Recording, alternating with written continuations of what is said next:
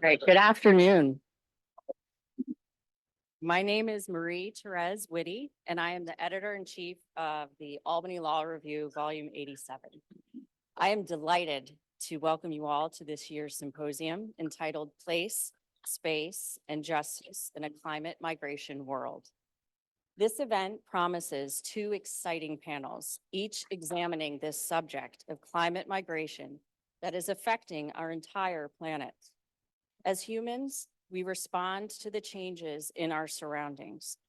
With the changes in climate and severe, unpredictable weather patterns, people, and often the most vulnerable among us, respond to these floods, extreme heat, changes in rainfall, and rising sea levels by leaving their homes and relocating, whether to cities or to areas of the globe more likely to maintain habitability.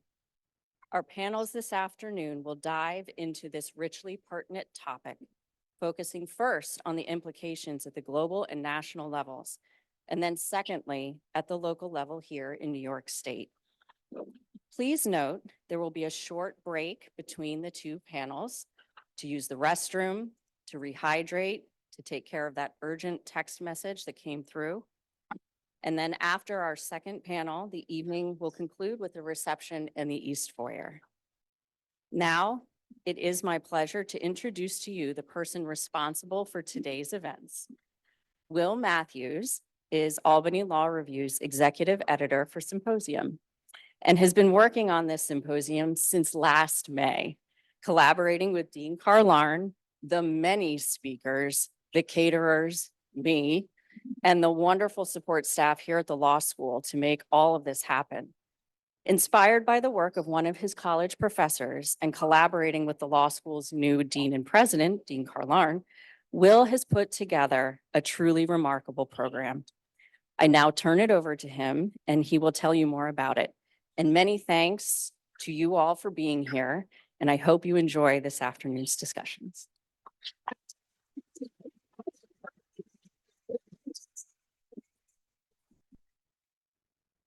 All right, just give me one quick second.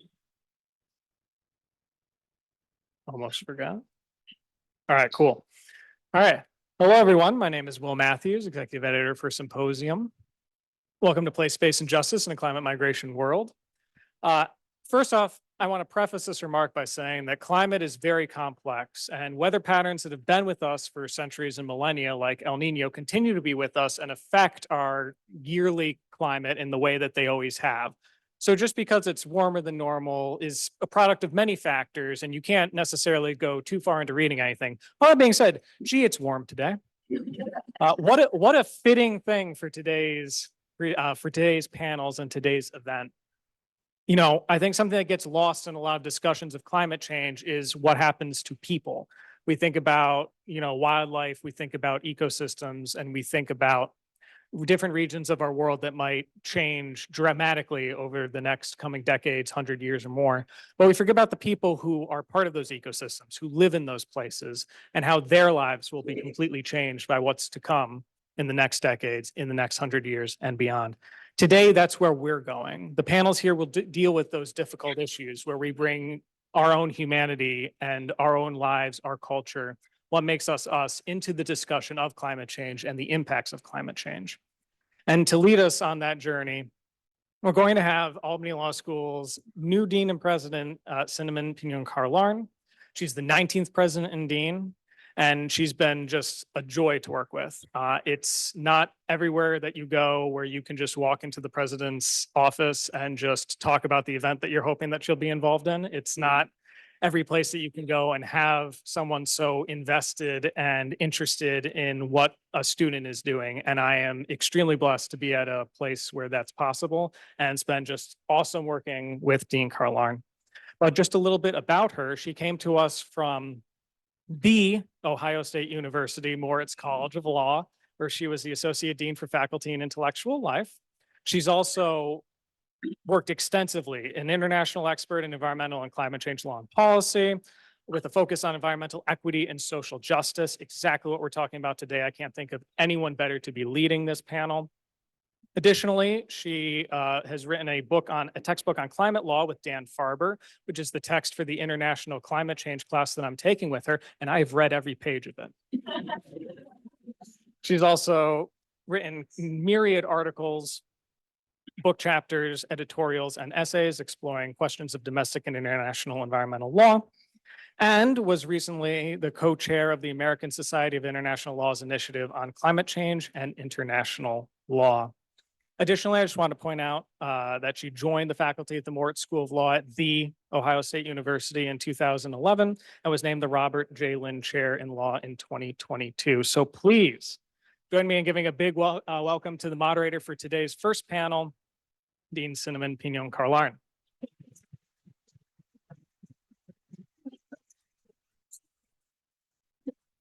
It's going to be the hardest part of the day, figuring out how to put the mic on properly. So we'll see how this goes.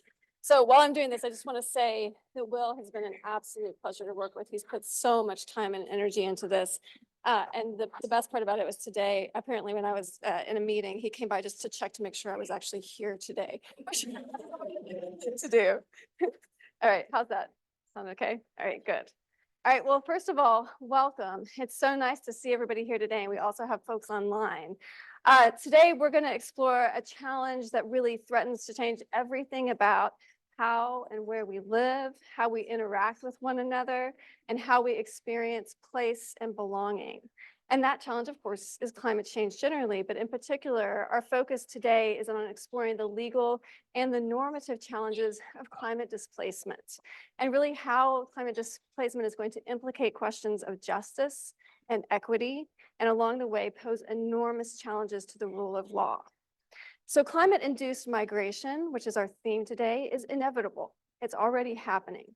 As slow and sudden onset disasters wreak havoc in places such as Miami, New Orleans, and Kivalina in the US, in small island states, and in low-lying communities in Bangladesh, fire-prone communities in Chile, which you may have seen on the news, among many, many others. These communities are experiencing not just physical disruption, but disruption to their shared sense of community, to their means of livelihood, to their beliefs, practices, and patterns, and the ways they define life. Because of deteriorating conditions, people will be forced to leave their homes solely because of where they live. They will be compelled to seek new communities, new homes, new jobs. And for some people, this will be much easier than others. Some people will have great mobility. Others will be very, very hard hit by this.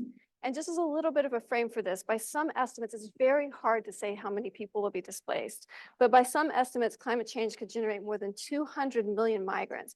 And that's internally within countries and externally across borders by 2050. Climate migration will inevitably have all kinds of physical impacts on our communities. But more importantly, we already have seen and we understand how flows of people within and across borders can challenge community stabilities and in many cases really deconstruct and reconstruct central community concepts and ideals. So these are the topics that we're going to focus on today. And it couldn't be a more timely topic, and it couldn't be a more exceptional group of people that we have here. I'm so proud to be in their presence and so proud to be part of this conversation. So what I'd like to do is very briefly introduce each of our panelists, and then how we're going to run the panel is each speaker will speak for a handful of minutes about kind of key topics that flow into one another. And then we'll have some conversation among the panelists, and then we will definitely leave time for audience questions at the end. So I'm going to introduce our panelists in the order in which they speak. And I should say, of course, two of our panelists are online. In fact, we'll start with one of our online panelists, Dr. I keep moving this, but this is not functional. So that's not going to be helpful to me. Dr. Lisa Benjamin. So Professor Benjamin is an associate professor at Lewis and Clark Law School, where she teaches international climate change, environmental justice, energy resources, and administrative law. Her research investigates the intersection of corporate, energy, and environmental law with a focus on climate risk and climate justice, and really from the perspective of developing countries. She's written a book, several articles, and book chapters on non-state actors and climate risk, as well as energy and climate justice in developing countries, including small island developing states. She is currently the vice chair of the Compliance Committee of the United Nations Framework Convention on Climate Change, co-chair of the Climate Accountability Working Group of the Climate Social Science Network, and a member of the expert peer review group of the UN-backed Race to Zero campaign. And she's been an advisor to the Bahamian National Delegation to the UNFCCC. So she knows a little bit about climate change. Our next speaker is Professor Camila Bustos. Professor Bustos is an assistant professor at the Haub School of Law at Pace University. Prior to that, she was a visiting professor of human rights at Trinity College and a clinical supervisor in human rights practice at the University Network for Human Rights. She also served as a term law clerk to Justice Stephen D. Ecker of the Connecticut Supreme Court and a consultant with the International Refugee Assistance Project. She's a graduate of Yale Law School, where she received the Francis Wayland Prize and was a Switzer Foundation Fellow and a Paul and Daisy Soros Fellow. During law school, she worked for the Center for Climate Integrity, the Climate Litigation Network, and Earth Rights International. She also co-founded the Law Students for Climate Accountability, which is it's a fantastic group, a national student-led movement pushing the legal industry to phase out fossil fuels. Prior to her law school, she also worked in the field as a human rights researcher at the Center for the Study of Law, Justice, and Society in Columbia. So deep expertise. All right, our next speaker is Professor Ali, Jessica Ali. Professor Ali is a professor at Miami Law, where she specializes in environmental law and property law with a focus on climate change law and policy. And she also oversees the environmental law program. She's a leading expert on private land conservation and conservation easements, and does a huge amount of really fantastic interdisciplinary work, including work she's going to talk about today. And that interdisciplinary work explores ways to mitigate and adapt to climate change, as well as furthering other environmental goals in the climate change context. Her work is very widely cited and has received multiple awards, including most recently the 2019 Morrison Prize, which is a huge prize in our field for sustainability research. She also participates regularly, annually, in the United Nations Framework Convention on Climate Change negotiations, where she takes her students, which is fantastic. Professor Ali holds a PhD and an MS in Environmental Science Policy Management from Berkeley, where she also received a JD and a Master's of Landscape Architecture, so a breadth of knowledge. She practiced in the Land Use and Environmental Law Group at Morrison and Foerster in San Francisco after clerking on the Ninth Circuit and in the Central District of California. So welcome, Jessie. And then last but not least, we have our own Professor Hirakawa, who of course is a distinguished professor of law here at Albany Law School. Many of you probably know him or in class with him right now. He teaches courses involving environment and natural resources law, land use planning, property law, and jurisprudence.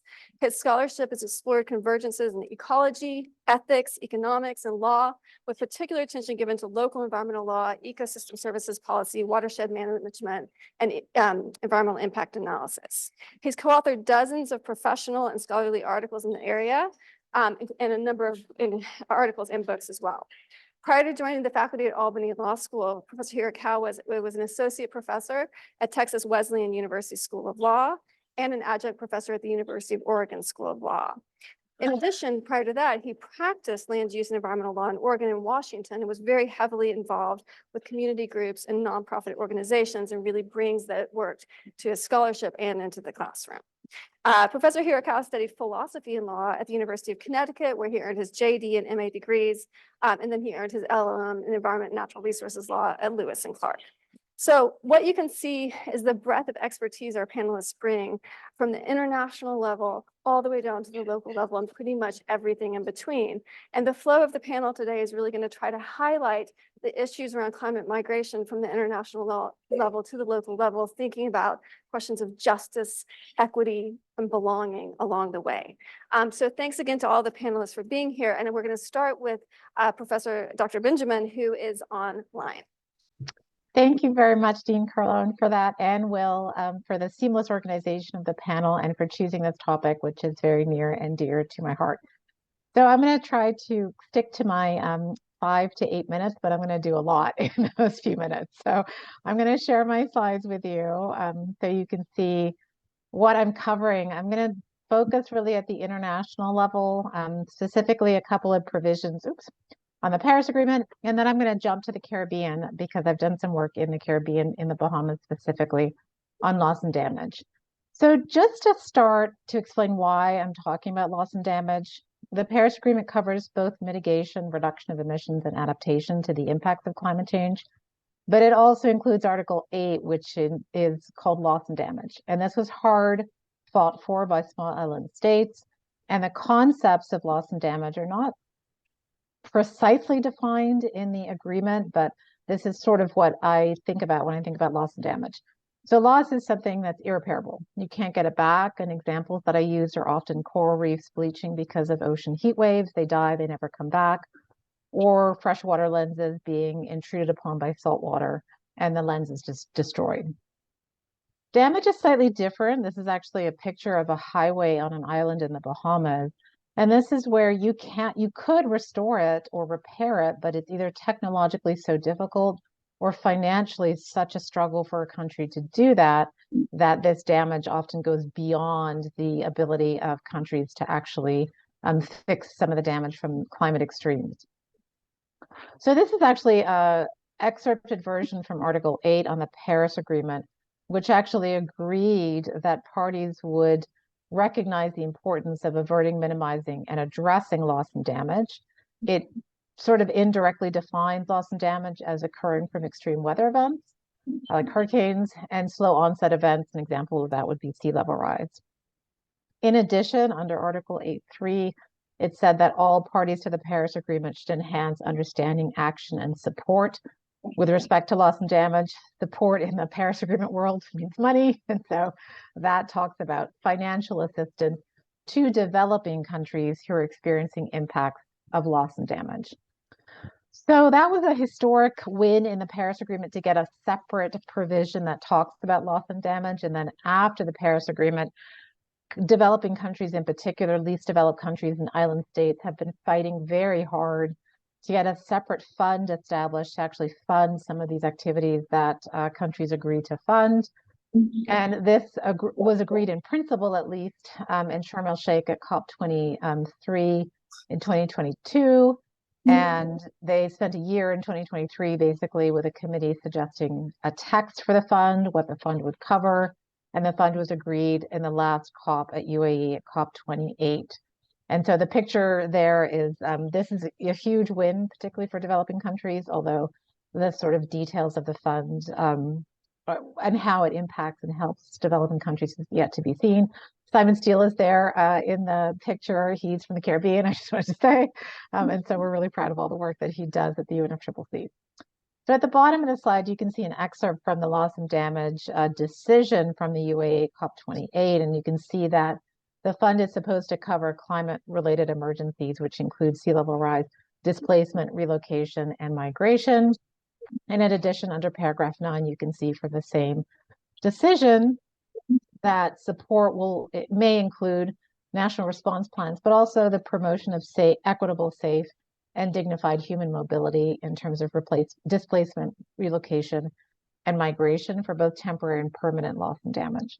So this is the structure that we have at the moment. The fund has to be funded. So we've had a couple of countries actually volunteered contributions to the fund. It's of course nowhere near what we need to see in terms of the level that we are facing.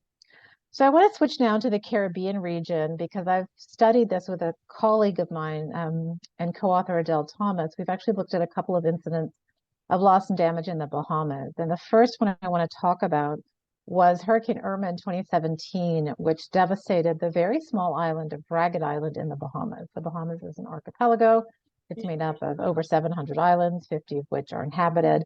Ragged Island is a very tiny community of a couple of hundred people. You can see the level of devastation was extreme. And so though the entire island's population was evacuated to the capital by the government, and in particular, the Inter-American Development Bank told the government that they did not want to fund redevelopment of the community. So they didn't want to rebuild. And the government was stuck in a difficult position because the community itself was so small and had such a strong sense of belonging and community that they actually wanted to rebuild, regardless of how vulnerable they would be, again, to impacts.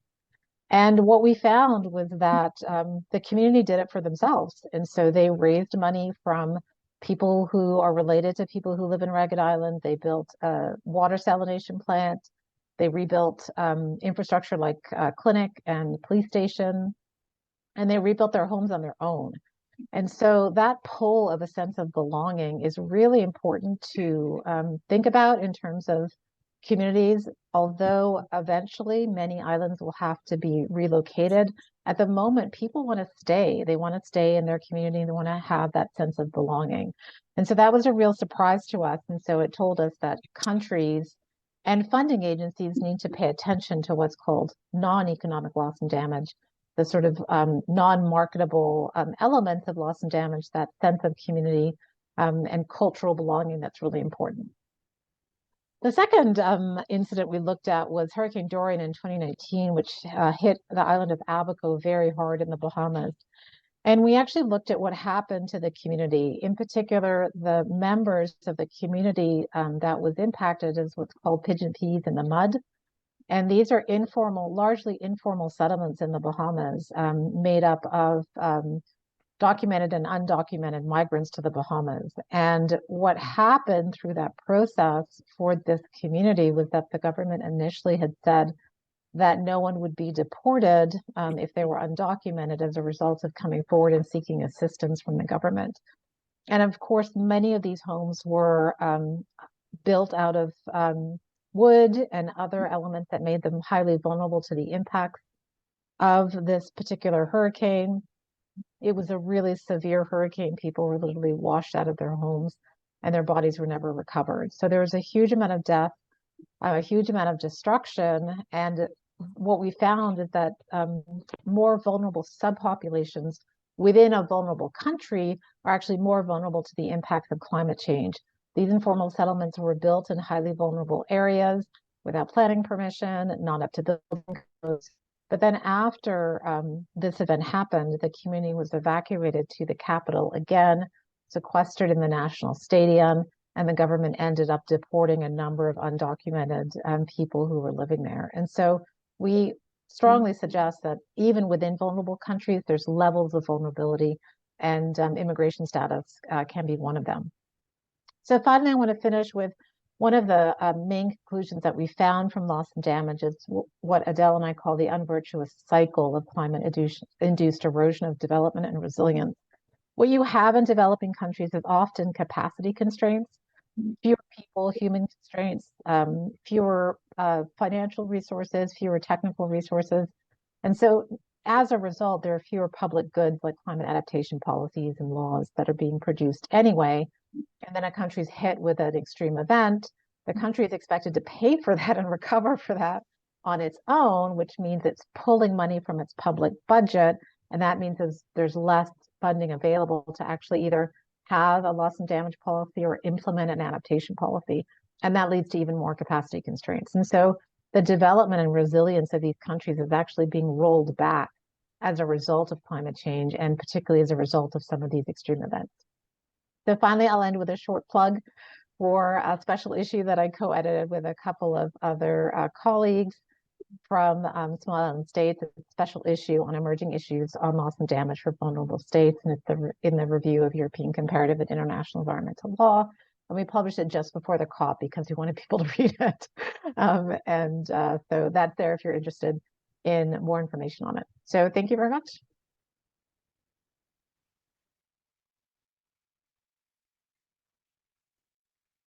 Thank you, Professor Benjamin. Now I'll invite Professor Bustos. Hi, everyone. Thanks so much for having me, and thanks for the student organizers and the faculty, and of course, the dean for the kind invitation. For me, it's an honor to be in this panel with folks I've read, and studied. So it really means a lot to be here. I want briefly, with my remarks, to sort of set up the landscape for where we are and why are we here and what do we do about that. So I'll start by saying that climate migration, as folks have already alluded to, is a very complex phenomenon. It can be internal, it can be cross-border, temporary, or permanent. And with that, there's a huge terminology debate. Is it climate refugees? Is it environmental refugees? Is it internally displaced people? Is it climate-induced displacement?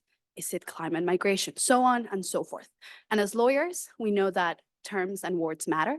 And so actually, all of those different terms that have been proposed have different legal implications. So that's our first, kind of challenge, is we have not agreed on how to conceptualize this phenomenon.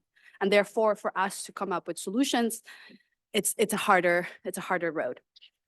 The second big obstacle is that there's a gap in protection, particularly at the international level. So climate displaced folks or climate migrants fall under a gap in international law where they're not quite refugees, at least most of them are not. They're not, if we're thinking about cross-border, they are not protected as internally displaced people.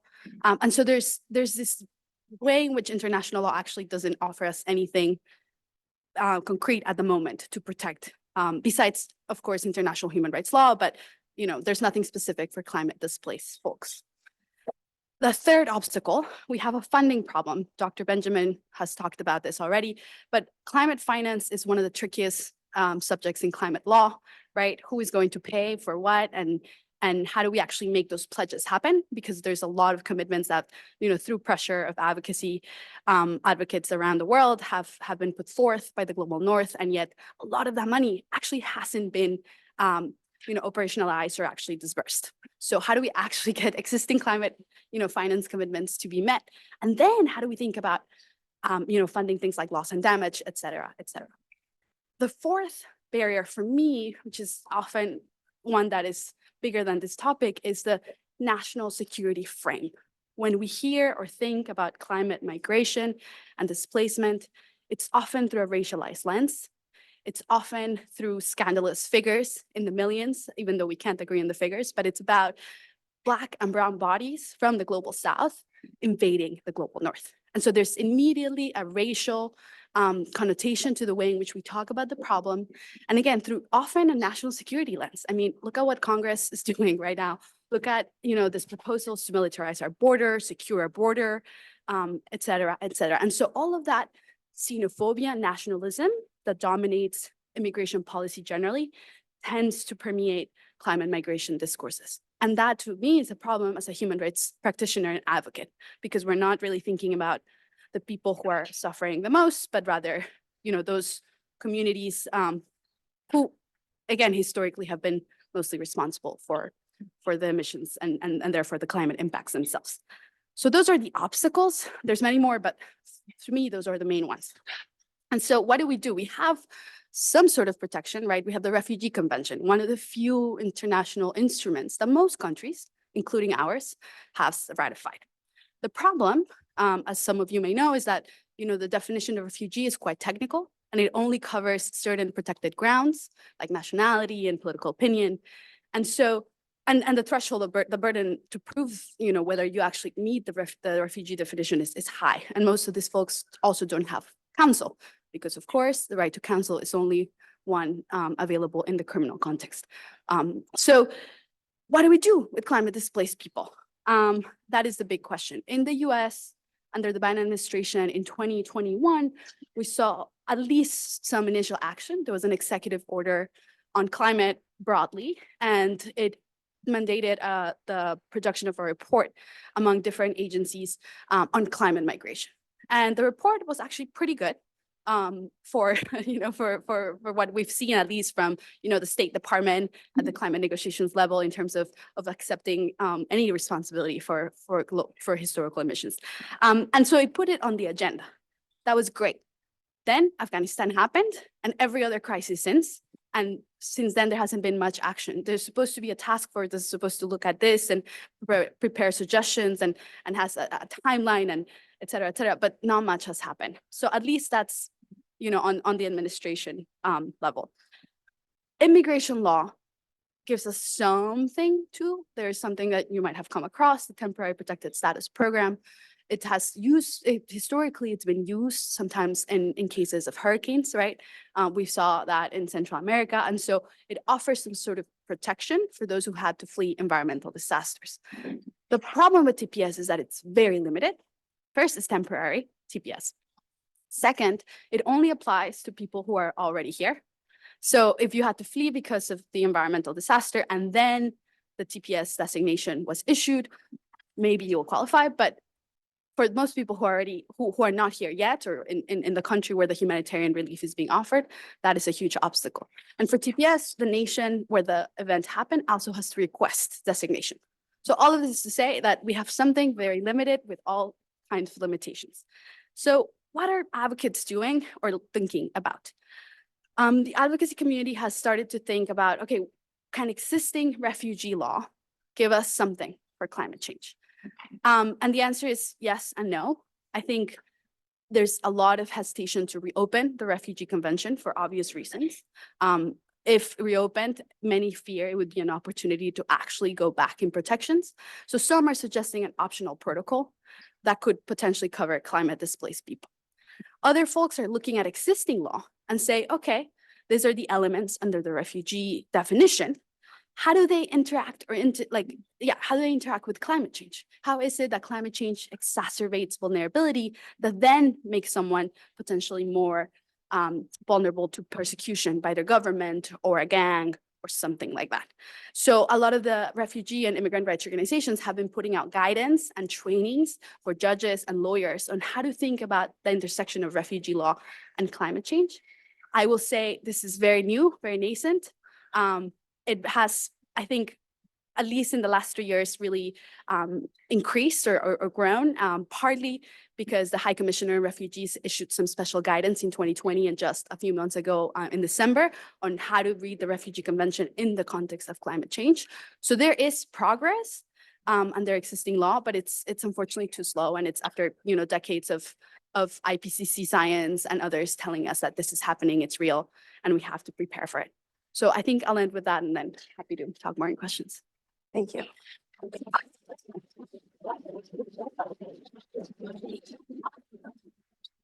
And now we'll hear from Professor Alley. Are you set to share?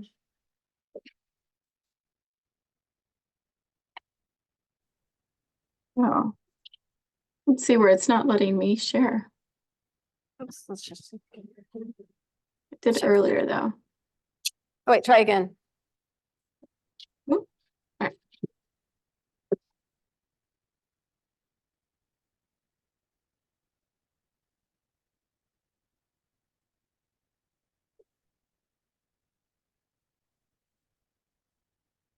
Okay. There we go. We got it? Yep, perfect. Awesome.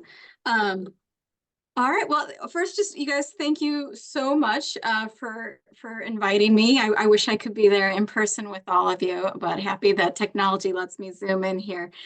Such a great group. I've been taking notes already with everyone else is saying. I think we did organize this quite well in that we've had kind of this idea of like what's happening at the international stage, what might we think about at the federal immigration level stage, and I want to bring us to like just a real concrete example of some things happening here in Miami. And it ties also into this idea of, what do we mean? All these different words and types of movements and definitions. So I'll talk about that a little bit. As many of you know, Miami suffers from a lot of climate change issues, including sea level rise and big hurricanes. And in this picture here, what you actually see is what we have is flooding on sunny days. Sunny day flooding, it's not raining or anything, but we get floods depending on kind of the combination of the state of the moon and the just different factors of the tides and things like that. So, and then on top of that, we're suffering a lot of increased heat here. So there are a lot of reasons why people would leave Miami, why we would see on a very domestic level climate movements or mobility. And I'm going to share. Hopefully this shows up. Yeah, I know these are hard to see, so I'll point out to you the things I want you. The reason I'm bothering to show you these at all, which is that. In 2017, some really good research was done by Matt Hauer and some others about where we would expect to see people move within the United States due to climate change. Now, his project is based on sea level rise, and we know that's only one of the problems, often correlated, of course, with where storms are happening, but it doesn't include some other things that we're seeing like heat or other things that we see. I know you have in New York, but we have here, spread of diseases due to climate change, like Zika here, West Nile up there. But I hope you can at least see from this map the red that is Miami. We're down here at the bottom, and whichever map you look at, and there's just two different ways of categorizing. We're a red spot. We're a place that people are anticipated to leave because of climate change. And then there's a few blue spots around I guess Austin is very blue. Orlando is covered up here, but it gets pretty blue, of places where we expect their people to go to because climate change. So all of these 2017 studies were suggesting that everybody was about to leave Miami and we were going to have this huge out-migration due to climate change. But this is not actually what we're seeing in Miami. And that's because of other factors happening around the globe. One is other climate-based disasters and struggles. One is other political struggles, and a big one was COVID. So I try to highlight in yellow. And again, I know this is probably going to look really small to you, so I'll just tell you what we're looking at here. We're just looking at movements, migration at the big cities in the United States. And Miami is a very weird pattern on here because it is going equal in having both domestic and international, and sometimes our out migration equaling our in migration. So sometimes the domestic people go out and the international people go in. So what do we have? We have a city where it's really hard to predict what's going to happen. And so I'm part of a group of researchers where we tried to get a handle on how are people moving around in the Miami, South Florida. We go all the way up to Fort Lauderdale and Broward. How are people moving around within Miami? So putting aside the big international patterns we see of the people who come here from the Bahamas, from the islands, from Latin America after big upheavals, both climatically and politically and economically, as uncertain as climate change might be, it feels a little bit more certain to people than the Brazilian economy. So a lot of times we'll see those people come here. What happens? Who comes here?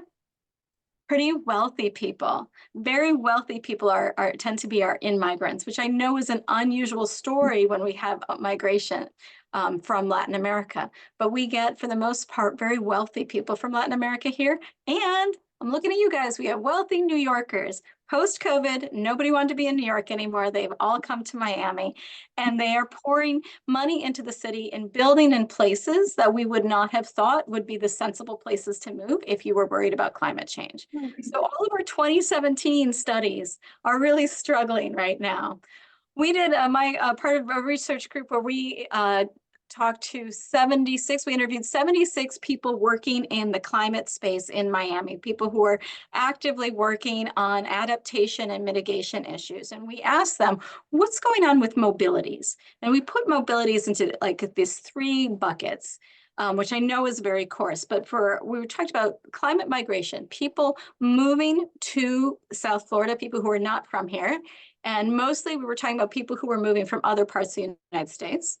We also asked them about climate retreat, which is a planned movement off the coast. So within the city of Miami or within the currently populated areas, people not moving kind of across the country or even up to Orlando, but moving off the coast in a planned way to kind of protect people from the most vulnerable spots. And then we also asked about climate gentrification, which I'll get into the examples, but where people who are these wealthy people moving in are now moving into the poorer neighborhoods because they tend to be on higher elevation. So those are the 3 things we asked about. And because the paper is filled with such intricate graphs that would never show up on a screen like this, I'm just going to give you the citations if you want to pour into them. It is open access piece. And just show you this one super simple graph here where we can see some of the things, which is that everyone except for, like, you see there's this black bar at the top. So there's like one guy in this interview, in our survey who's like, none of this is happening. You guys are all dreaming.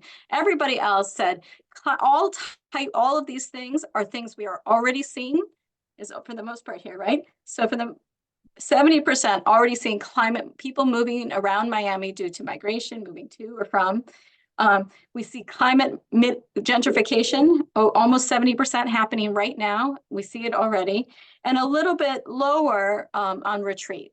But when we say in the future, do you think it's going to happen in the future? Do you think it's coming? They're all saying yes, except for our one guy, right? So you can follow them. The rest of our study shows how, like, even with this knowledge of the problems happening, all of our professionals working in this area were pretty much in agreement that we were not doing enough, that we were not planning for it. We were not, and in all of our plans for it, we were particularly leaving out the social justice component, we were just, a lot of they felt that the local governments really focused on building infrastructure and not about the communities. I wanted to just show you some examples of that might be alarming. I'm almost at my 8 minutes. One, here's just a project. Here are existing buildings in whitish gray and the new already permitted building that's supposed to happen in Miami. We still do see a lot of that building happening in, this would be the wealthier areas because it's by the water. But we have a good number of studies also showing, and some new documentaries suggesting that people are moving out, moving into Little Haiti and, oopsies. Well, we went to the end of that. And I was just going to show you Liberty City, and I won't make this big again, but you can see kind of the difference between the current Liberty City neighborhoods and what's going in. Let me just stop my share. Just to say, like, we have all these movements happening currently, but we're really struggling sometimes to figure out whether it's climate movement or not. And so I'm actually going to end with a question for my fellow panelists and other people there, which is, you know, what does it mean when we label these movements climate gentrification? Does that make it any worse than other gentrification? Problems of climate migrants, is that any worse or different than other issues of migrants? And I wonder a little bit, like, how are we helping or hurting when we put that climate label on our scenarios?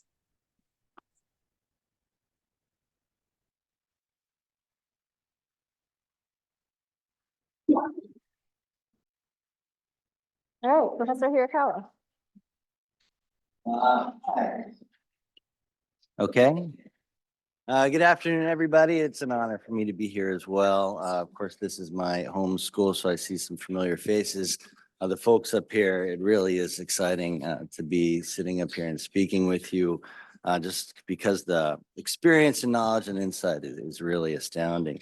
But what I'm going to talk about is sort of the tail end of what we think about when we're thinking about climate migration, about what the destination of climate migrants. I'm not sure if I'm using the right term, but we'll see. We'll see how it goes. But I tend to discuss displaced persons and climate migrants. But what I'm thinking about is the kinds of challenges that folks face when they reach their destinations, and some of the challenges, some of the thoughts that we have to put on the table in terms of how to prepare to address the challenges that climate migrants are facing. Now, we might think about this destination as the climate-ready city, or one of the terms it's developing is the climate haven. The climate haven, or the idea of the climate haven, is that it is an intentional community that's focused on a safe and equitable living space for all of its present, its existing and future residents of the space. Getting there is going to be a fundamental shift. It will be transformative on many levels on how we think about design and operation of this space, of shared space in the community. At the least, we're going to have to ask really difficult questions about how we assess trade-offs, about how we integrate equity into our adaptation planning, the kinds of systemic changes we need to make to norms and institutions. Climate havens are going to have to engage very fundamental, very basic, critical characteristics that allow for communities to thrive, especially in a climate challenge circumstance, such as being prepared for crisis management, designing a community to avoid or mitigate the kinds of impacts that come with our major climate events, such as wildfires and sea level rise and severe storms, persistent drought and disease. A basic consideration will be equitable access to water, equitable access to safe and affordable housing, and also having a dependable and sustainable infrastructure that can serve all of the residents, at least meets and hopefully exceeds the kinds of needs that we're identifying for our infrastructure. So the built environment, the community, the built part of our community that's preparing for climate change as a climate haven has to at least account for and provide for some of these basic needs, right? We think about this as infrastructure and housing and our gray parts of our infrastructure, but climate havens have to think beyond the built environment. right? We do need housing and infrastructural capacity, but we also have to think about what it means to offer and provide a welcome community to arrive at. Climate migrants are going to be suffering all of the trauma and insecurity and despair that comes with being displaced. The loss of connections, of family, of employment, of school, social groups, culture, sense of place, and all the history that comes with that. And that's the kind of trauma we need to think about, right? The places where they're leaving are places that they belonged, and trying to figure out how to provide that can be challenging, but it's certainly, I think, part and parcel of what we're trying to do with climate havens, right? We need to ensure a sense of place and what that means. And each individual's instance, every climate migrant that arrives, we need to think about what it means to provide them with belonging. The idea of belonging is, the research shows that it exists deep in our biology, right? It is a fundamental human need. Most people experience belonging as something that's crucial to survival. Because of the manner in which belonging involves connections outside of oneself, that means that it's easy to influence and sometimes and must be sort of navigated, but easy to influence by creation and modification, but also by being hindered by those around you, by institutions and the experiences that go to where you feel is your place. Adverse influences on belonging are known to cause suffering, isolation, loneliness, lack of trust, all of which come with this idea of placelessness. It persists across generations, and it can be exacerbated by some of those structural impediments that facilitate the lack of belonging. So at least from this perspective, ensuring belonging is relevant, if not essential, as we think about what the community and the city should look like, or as we start designing our climate havens. So, you know, in addition to the built environment, right, the gray part of what we build to make sure we're ready to receive displaced persons, we need to figure out what it looks like to welcome people who arrive. Now, of course, that's going to be very difficult for folks that have been displaced, right? They may lack the resources to have that mobility in the first place, and the kinds of experiences they're leaving are complicated and difficult to live with. And certainly belonging is something that can help us mitigate some of that. It's also difficult because what will count or constitute belonging will vary in different communities, whether it's because of topography or history and racialized communities or local economies.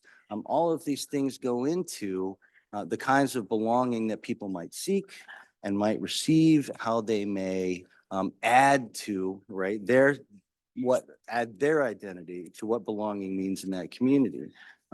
Places are different, right? And so it's difficult to standardize the kinds of things that communities have to do to provide for these kinds of welcoming communities. But at a minimum, climate havens, communities that are trying to facilitate this kind of welcoming need to both deal with existing problems, right? Systemic inequalities, as well as think about what our future residents are going to need. And that makes it complicated, but it's neither one is more important than the other. It all goes into what we think about as a community that has a sense of place and that instills a sense of belonging.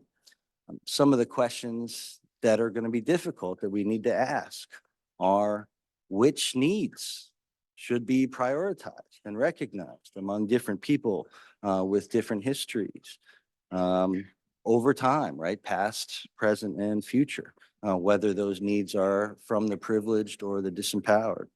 We need to think about which perspective or whose perspective is relevant in defining quality of life and need. We need to think about whose cultural preferences are relevant as we figure out what a local community is and means, right? What the sense of place is in any particular space. And we need to think about, or we will need to think about which kinds of climate threats, including socioeconomic ones, need to be prioritized. And this is difficult because I think we've seen a lot of parochialism and nativism and sort of attacks and dividing people based on where they're from rather than where they are going and where we find them. So they're tough questions, but they help us figure out how to start framing out the kinds of answers that a climate haven might give to establish belonging. Right? Again, it will vary in different communities, but some of the things that come out of it are that the climate haven is going to have to demonstrate a character of cultural inclusivity and welcoming, recognizing that displaced persons bring cultural norms with them. They bring a history with them. And demanding that they give that up is certainly not how we instill belonging. The climate haven has to institute immersion strategies. As an example, a arrival to employment program so that people become part of the communities a lot quicker. The climate haven has to institute and institutionalize community-centered planning processes that include the voices of new residents and result in community ownership of government decisions, of governmental policies and priorities.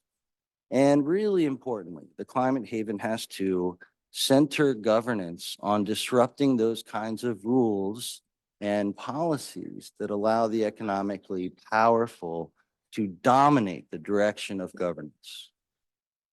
Because that's exactly how we marginalize, and the climate haven has to figure out how to upend that. So from these basic necessities, the climate haven can start thinking about what it means to welcome displaced persons that are placelessness, and give them a sense of belonging.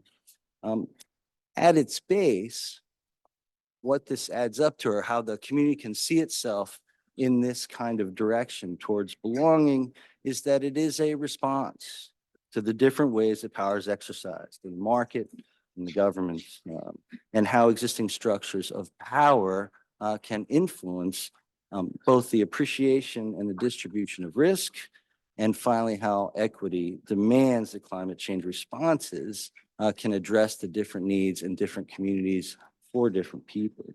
So hopefully what comes out of this is that the climate haven can start being seen as the just city, right? The city where people belong. That's it.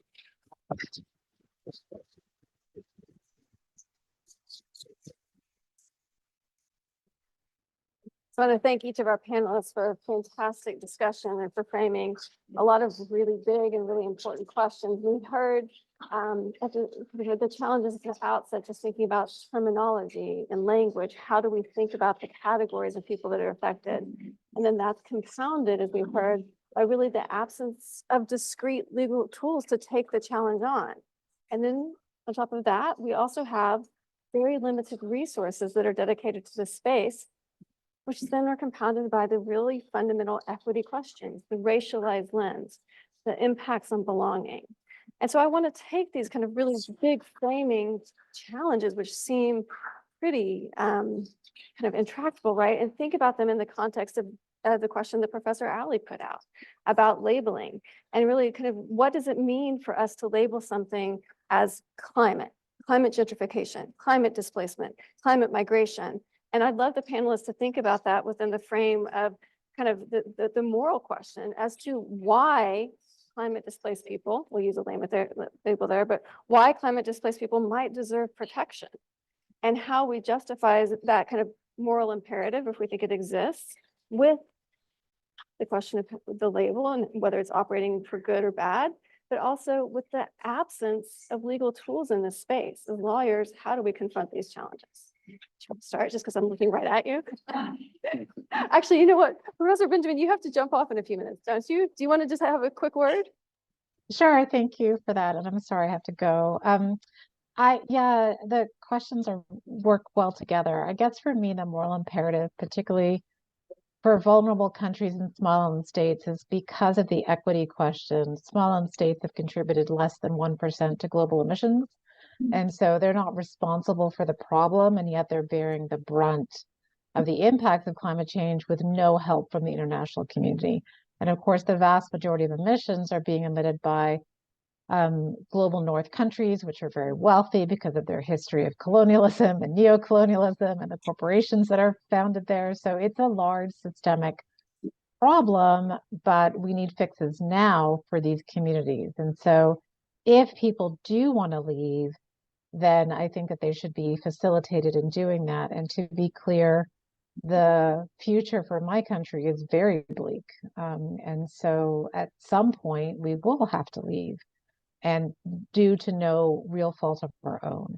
And so I guess to Jess's question, it depends on the circumstances. Some are clearly climate-induced displacement and migration, particularly from small island states where you have one event that wipes out an island, or for example, in Grenada, a hurricane that cost 200% of the GDP of the entire country. Those are events that are clearly almost exclusively contributed to by climate change. But there are other events and migration-based events that climate is a contributor to, or I think as the Defense Department calls it, a threat multiplier. So drought can exacerbate existing conflicts within a country, which leads to political instability, which leads to more migration. So yes, it is complicated, and I don't know whether or not in those situations it should be labeled as climate-induced. But I do think we can't minimize the impact of climate change, because I think particularly countries in the global north like to minimize it because they don't want to pay for it. And so I think it's a tricky question. I don't have a complete answer to it. But from my perspective, for particularly vulnerable countries, those countries who've been on the losing end, particularly of colonial relationships and neo-colonial relationships and economic patterns that we have now, they should absolutely be assisted by the international community for a number of equity reasons. I second everything Dr. Benjamin said. There's a duty of assistance. I think, some of the political philosophers have tackled this question, like, why do we owe to others, right? This big sort of philosophical question. In the context of climate, for all the reasons that Dr. Benjamin stated, I think the duty is clear. That said, it's complicated too, because there's people within this country who are still really vulnerable, or in middle income economies that are not necessarily the least developed countries, who are still quite vulnerable. And ultimately, it's about economic inequality and resources, right? Who can adapt, who can move. So for me, it's really an economic issue. I always tell my students, like, environmental issues are economic issues that are the manifestation of capitalism, right? And so how do we, like, what is the role of law there?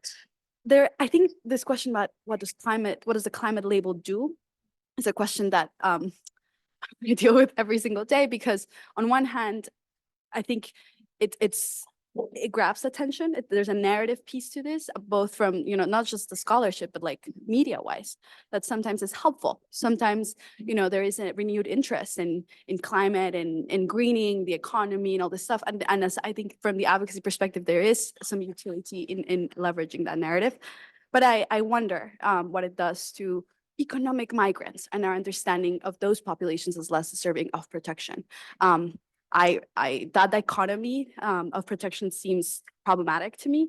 And so I myself haven't resolved this tension of I care deeply about climate displacement. At the same time, I don't think climate displaced people, precisely for the reasons of neocolonial relationships and history, necessarily deserve more protection, right? So it's a tricky question.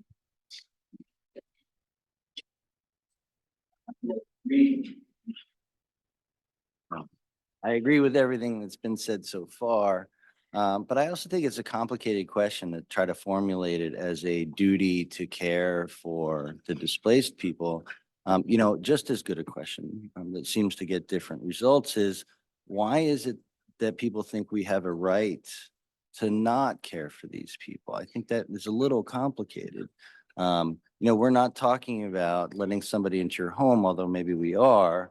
The question is, we have people in need. You know, we've stood for give us your hungry and your poor, but all of a sudden, this notion of folks in need that can be turned away. You know, when we ask the question of what right do we have to turn people away, we get answers that are really complicated, that often have religious overtones and things that are on their face fairly discriminatory. And I think we need to get past that and think about what it means to be confronted with somebody in need. There is a moral dimension to it, but I think that the question's got to start with, is there an alternative? Professor Ali, you posed the question, at least in part. Do you want to answer it? Well, obviously I'm grappling with the question, which is why I wanted other people to answer it for me. I mean, there's just so much here and you guys are just so thoughtful answers. I think about things like, all right, let's look at Haiti. Haiti, has suffered some major hurricanes, and we could label those as being climate disasters, and the people need to come up because of their climate refugees. But then they also had a terrible earthquake. We can't put the climate label on that. And why would we treat these people who are dealing with these kind of really rough problems any differently? They're going to suffer similar problems of loss of home. And then, because we could also add to the fact, like, why are conditions so bad and unsafe in Haiti to start with? And then we could put that back on US colonial power, right? So it's hard to like separate all these things out. And I think that there's this, I really love what you said about, like, you know, we're kind of leveraging this idea of climate. I think the conversation looks one way when we're talking internationally, and we're saying, this is different than that country's at war and we're sympathetic. That's different than they have a dictator and we want to help them. This is a problem that we really can be held a lot more responsible for, even if we might be also responsible for those other problems. But everybody could maybe accept that a little bit more of a placing the blame, and therefore us having you know, some thought that we should be part of the conversation and part of the problem. Then I also think about things like gentrification. Gentrification, like, I hear people say this, they're like, oh, well, that's not climate gentrification, that's just regular gentrification. And then that makes it okay somehow. So like somehow putting the label climate on it was like, oh, now this is a different thing. And we all have to get together and we have an obligation to help these people to make sure they don't lose their homes.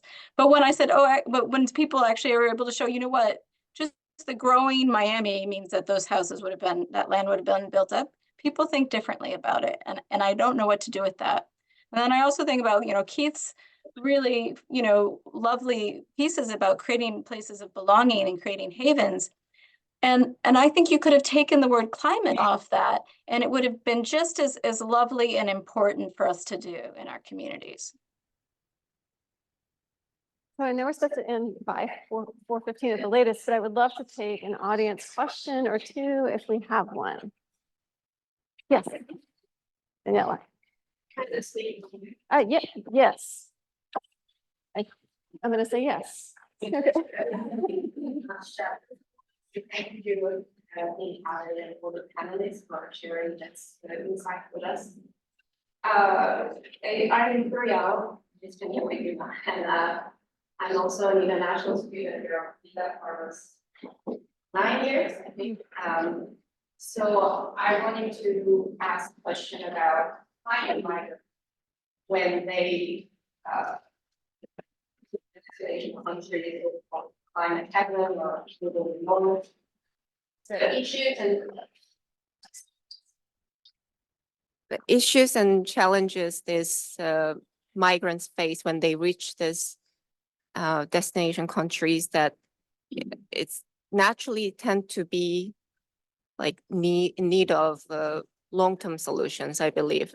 This is not like case where you just throw tents and water bottles and they'll be okay for temporary positions. But I'm still not American citizen yet, and I know that the position of many hosting countries are reluctant to give out long-term status to stay. So I just wanted to ask, what are some institutional changes that you would like to see to facilitate this process, because I think being a migrant entails a lot of dealings with the bureaucratic process. So I wanted to hear from the panelists. Thank you.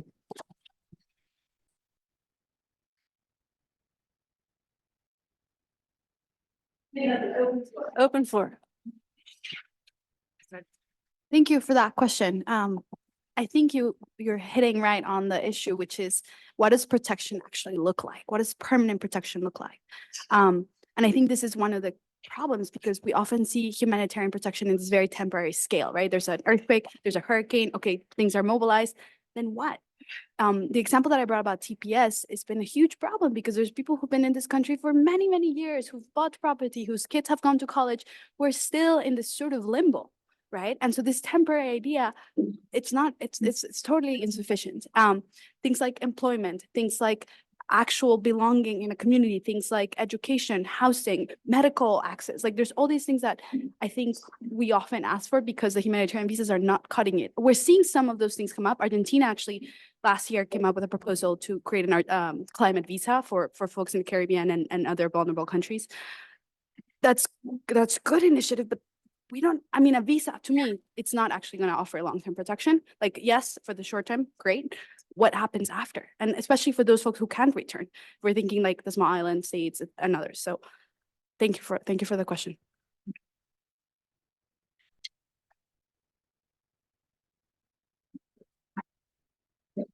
In the last few years, we've seen a tremendous growth in jurisprudence of human rights and climate change, and a growing recognition on the part of the United Nations. It's a motion now before the International Court of Justice in the Paris Accord and many other, and in a lot of case law, that there is a human right to a clean and livable climate. So my question is this sort of trend, can it translate into looking at climate migrants as refugees who have human rights claims? And is that possibly an avenue to expand the definition of refugee under law? Thank you very much. I think that's. So yes and no. I think if you're thinking about amplifying or broadening the definition of refugee, that would require reopening the convention, and then that would require individual states to then adopt a different refugee definition. I think you're on the money though, that increasingly there's this recognition that a right to a healthy environment outside the United States, although in some places in the United States, but mostly in other countries, is very tied to human rights protection. So I think in jurisdictions where you actually have a robust constitutional basis already on human rights principles, this is an easier argument to make and has been made, right? I don't know if for climate migrants, there is one case in Colombia, the Constitutional Court reviewed a case of Afro-descendant communities that were displaced by a hurricane, and their island was essentially destroyed. 98% of the island was destroyed. And they were essentially saying we're climate displaced people. The Constitutional Court refused to recognize climate displacement, but on other human rights grounds and constitutional law, adopted their petitions and said the government has failed their obligation to meet their human rights. It's a little more complicated than that, but essentially, again, in Colombia, we have a very progressive jurisprudence, constitutionally speaking. So yes, I think there is this movement by litigants and again, trying to use strategic litigation to advance rights of climate displaced people. Again, very nascent. I'm excited to see what happens. All right, one last question. You're going to be timely. My question is kind of with Dr. Ali's talking. Thanks. So my question was, how should cities and localities like Miami seek to build up housing and different infrastructure for influx of climate migrants without running afoul of climate gentrification? Yeah, thank you. I mean, it's a very tricky question, and it will vary by the municipality you're working in. We happen to have a very complicated political structure here because we have a county government that is quite powerful, but is made up of 64. Or wait, that's that's not quite the right number, 60-ish. Anyways, made up of all these little governments, and it's very hard to coordinate amongst them. And in particular, they want to compete against each other for new people to move in because of how our taxes work. Right. So some of the basic things that we could do would be to really revisit the structure of taxes in Florida that motivate people to motivate local governments to try to just build in their community instead of it being a more, I would love to see if we could even at the county level, I'm not even talking about the whole region of Southern Florida, the county level, could you make planning at that level that some way removed that competition for taxes and allowed us to kind of push people away from the coasts?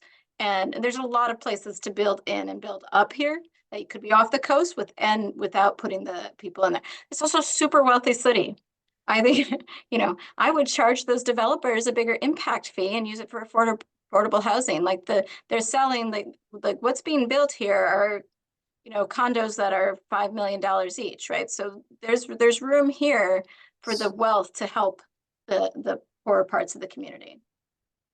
But it's not easy. None of it's easy. Yeah, I mean, the gentrification is a very difficult matter to try to counteract if you think of it as a rights-based thing. But we do have tools in the land use arena. It differs in every state. Professor Ali's talking about impact fees that serve a particular purpose are not allowed everywhere. But there's, some of the tools that we can conceptualize, like limiting high-end developments, are ones that local governments can be pretty scared to impose, but they're not out of reach. In fact, we've been playing around the margins at the bottom of that, thinking about, preserving 5% or 7% of new development that's providing for affordable housing. But there are places that are experimenting. Reno, Nevada has put up, a lot of tiny home communities for affordable housing. And there are places that are sort of really thinking about what it means to provide quality affordable housing as a priority, as opposed to local governments that think of themselves as development approval regimes. These are local governments that think of themselves as community creation regimes, and it ends up being a different approach. But it's difficult. The response to that is it's just the market, right? We build what the market allows, but we have tools for market interventions like all of zoning. So it's possible. We just got to think really seriously about it. Thank you. So UN Secretary General Antonio Guterres was looking at one particular type of climate risk, sea level rise, what Professor Ali was also focused on. And he was looking at the current sea level rise predictions that are presented by the Intergovernmental Panel on Climate Change. And in his words, they present a threat of a mass exodus of entire populations on a biblical scale. So really the scale of disaster and displacement where they're talking about is very high. The challenges to the rule of law are also enormous, but they also give us time or kind of give us the opportunity to think very critically and creatively about the power of the rule of law. And I'm looking around at all of the students here and I'm thinking that I have hope, right? Because I see so much creativity and thought in the room. And so what I hope from today is that everybody, students and everybody else, can really kind of grasp both the scale of the challenge, but also the possibility for really coming together and being creative and thinking about options and ways forward. And I want to use that to segue into a thanks again to the Albany Law Review, to Marie-Therese and to Will for all of the work on this. It's an incredibly important topic. It was a challenging one to choose and such some bravery there. And I also want to thank every student who was involved in this process. We know how much work goes into each of these events and for just showing up here today and being part of the conversation. And then finally, I want to thank our amazing panelists. Honestly, it's just like a dream team. And so I'm thrilled to have been part of this conversation. So thanks to each of you. And I'm sure with the exception of Professor Ali, who we wish was here, but I'm sure you can catch them in the reception for any and all questions. Just volunteer. All right, thank you.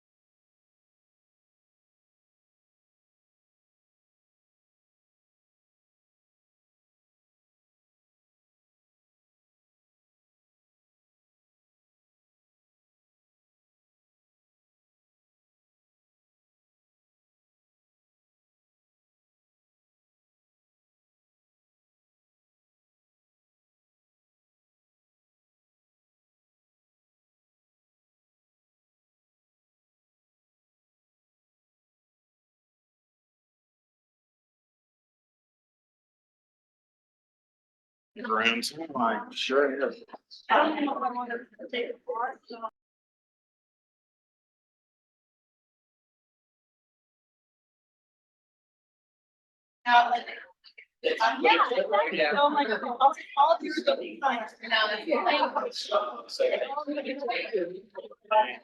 All right, folks.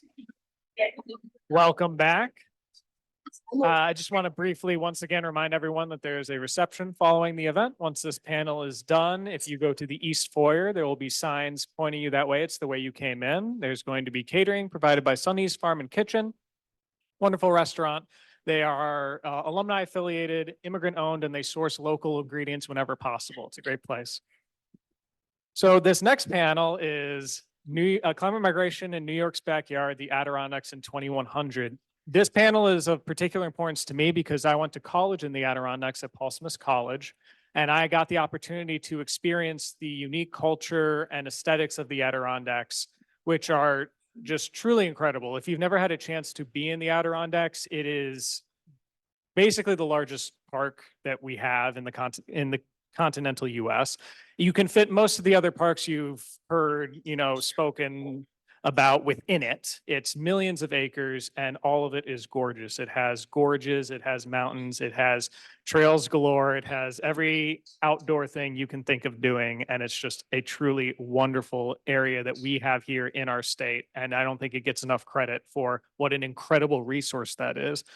But today we're going to be talking about how those resources might change, both in the context of the actual conditions on the ground, ecosystem wise, what the actual kind of how the ecosystems will change, but then also how the way that the culture is and where people are and where we can find people might change as well. So in order to lead us on this one, I have for you Mr. Mark Lowry. He is a 35-year veteran of the New York State Department of Environmental Conservation and currently serves as the Assistant Director of the DEC's Office of Climate Change.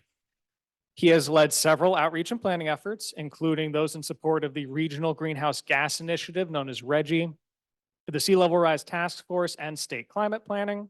And he has overseen development of the Climate Smart Communities program, highly relevant here, and has led the implementation of the Community Risk and Resiliency Act. I think he's an excellent person to be leading this. He is involved in state policy and he has been wonderful to work with. And I would like to introduce to you now, Mr. Mark Lowry.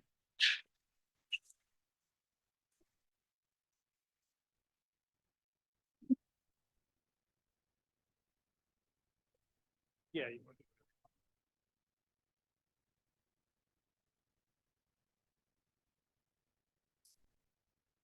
How's that? Very good. Thank you. Thank you, Will.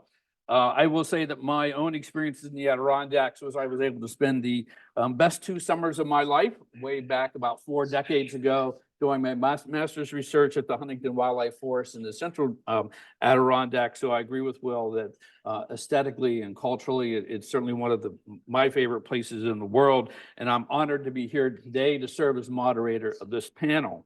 And I'd like to begin by thanking the Albany Law School and the Albany Law Review for sponsoring this important symposium. And I want to thank Will Matthews for all of his efforts to bring it all to fruition. Our first panel provided a firm basis for our next discussion by describing how our changing climate will likely affect migration patterns around the world and nationally, including the prospect that many of those climate migrants will find their way to U.S. shores or perhaps to our airports. By focusing on the Adirondacks and likely migration issues by 2100, the second panel will examine the challenges and opportunities of climate migration from the perspective of a potential receiving area. But I'll hasten to add that preliminary discussions among the panelists also raised the specter of outward migration from the Adirondacks as a result of either incoming migrants or climate change affecting the Adirondacks. So I hope we'll be able to explore that topic a little bit as well.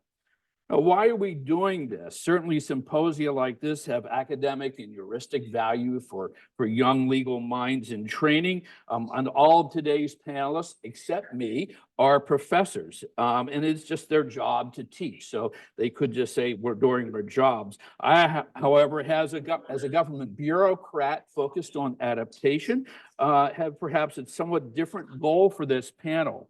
I'm hopeful that today we will plant some seeds that perhaps not immediately, but someday could lead to thoughtful policies that will help future New Yorkers navigate the challenges and opportunities presented by climate change and climate migration in particular.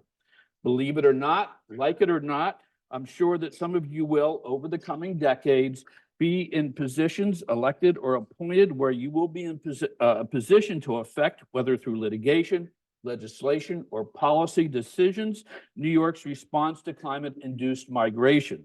To the extent that what you do as attorneys in the future will reflect some of the ideals and concepts you hear to express today, I see this panel as part of a much larger process to enhance New York's state's capacity to adapt to all aspects of climate change.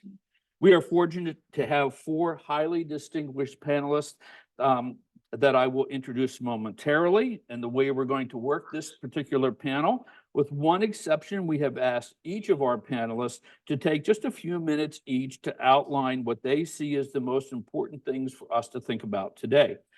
After all of our panelists have completed their presentations, I'll present them with some follow-up questions for discussion.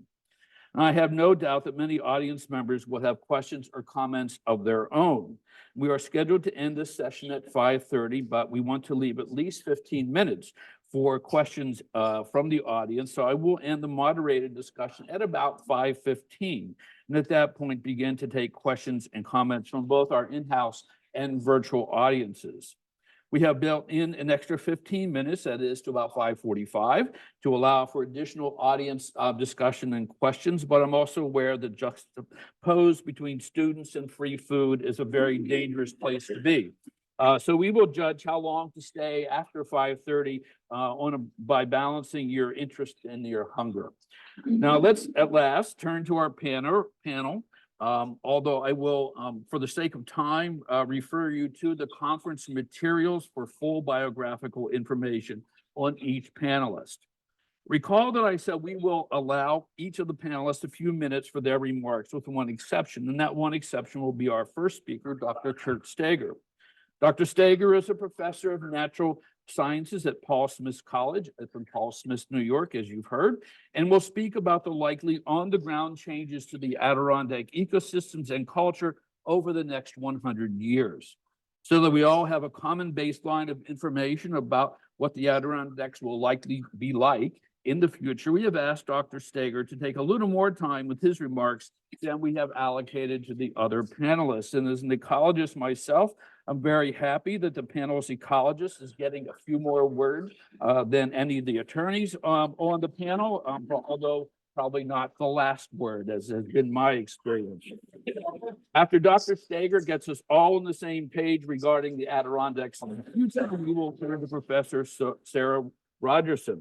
Professor Rogerson, as many of you likely know, is director of the Justice Center here at Albany Law and director of the Immigration Law Clinic. Professor Rogerson will focus her remarks on some of the logistical and legal challenges related to climate-induced migration. Professor Katrina Q will follow Professor Rogerson with some comments on federal and state laws that could reduce or exacerbate predicted climate change and how those laws may change over the next century. Professor Q is the Hope Distinguished Professor of Environmental Law at Pace University's Hope School of Law. Our final speaker will be Claudia Bramer. Ms. Bramer of the firm Bramer Law serves as Deputy Counsel for Protect the Adirondacks and is a 2009 graduate of the Albany Law School. She will focus her remarks on the unique legal and constitutional protections afforded to the Adirondacks and the influence they may have on climate-induced migration. So without further ado, Dr. Steger.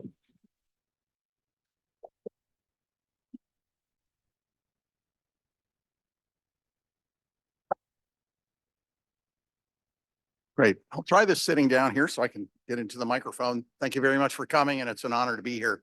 I'll get right into it. I'll give you some of the science about what's been going on specifically in the Adirondacks and where we're headed with that, and especially focus in on the human impacts, the cultural impacts of this. So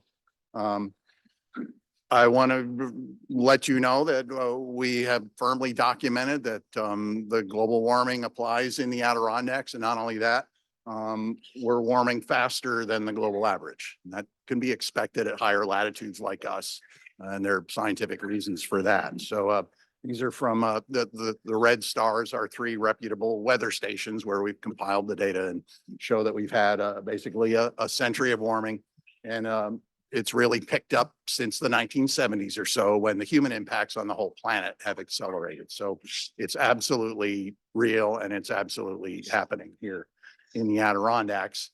I'll boil it down to the basics of what this means for us. We're experiencing this as shorter, milder winters and longer, hotter summers. As I'll repeat later on, this past year, 2023, was actually kind of a model of what we think we're going to be seeing more of as we go forward as well.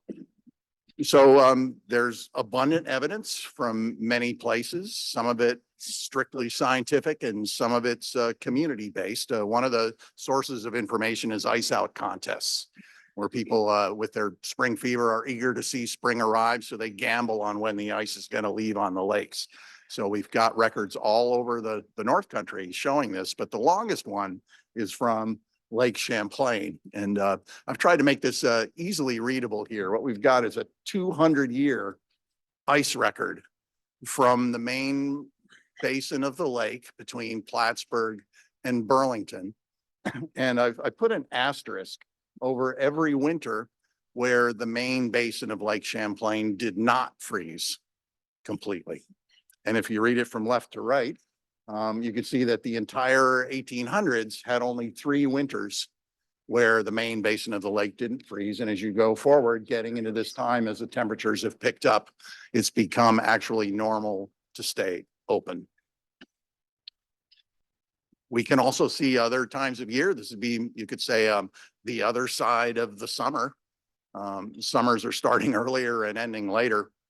Here at Paul Smith's College, we have a reputation for hands-on experiential science education, and our introductory biology students go right out on the lake. There's our campus right behind there, and come out on the point and sample the plankton in the lake, but also take the temperature. We've been doing that since I got here in about more than 30 years ago. So Mark's only got a year on me, I think, for how long he's been doing things.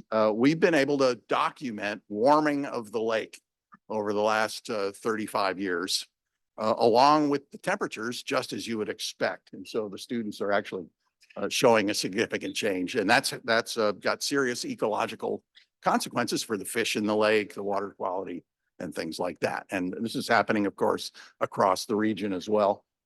Another aspect of climate besides temperature, of course, is precipitation. And again, rather than show you a nerdy precipitation chart, I'll show you what it means on the ground. People who live there can see this happening. So here's one lake near the college campus called Bear Pond. It's accessed only by foot trails and canoes and things. You may notice signs here that the water level has come up. And that would be a direct sign of increased precipitation right there. This tree, trees don't normally sprout underwater. This means there was an island there. And not only that, but that is a DEC no camping sign on the tree. And I can vouch that there was an island there because they actually illegally did camp on it once. They got caught. So that's a sign right there. And then if you go to where the canoe carry is, you look down at the water's edge and you'll see something you'll see in lakes all over the region as well, is tree roots growing down into the water. And again, trees don't sprout underwater. That shows you the water levels have come up. So there are consequences from this. We've had increased precipitation since the 1970s. And so it increases flood risk, especially if you're on the edge of a large lake. And it also affects the water quality because the extra rain and warmth wash organic matter into the lake and turn it brown, which has major ecological implications as well, and aesthetic ones. We also are finding what we're finding all over the world with more heat in the atmosphere. There's more energy to generate storms, and there's more moisture in the air evaporating from the forests and the oceans. And so we absolutely see this here. This is a nerdy chart here of the last century of documenting the strongest rainstorms of the last century. In this case, from Dannemora. Basically, what the chart shows is that the number of storms that drop 2 inches or more is going up, and the amount they drop more than 2 inches is going up as well. So in other words, the storms are getting wetter. And you can see the consequences of this here in the town of Keene. That used to be people's backyards. And that was from Tropical Storm Irene that came in, sat on the area, dropped over a foot of rain in a day and wiped out entire communities. That's one of the most dramatic, I would say, human impact aspects of climate change in the Adirondacks is the flood risk in the valleys.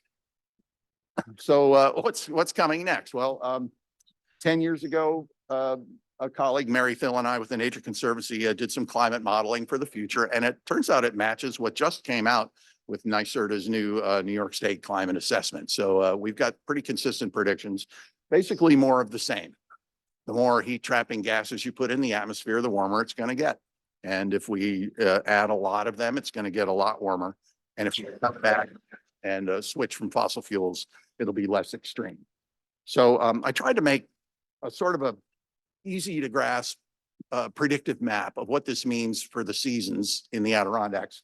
So what I've got here is average temperatures by month through the year, looking at the last 30 years of data. So you got like, here's the summer, there's like June and July and August up in here, nice and warm.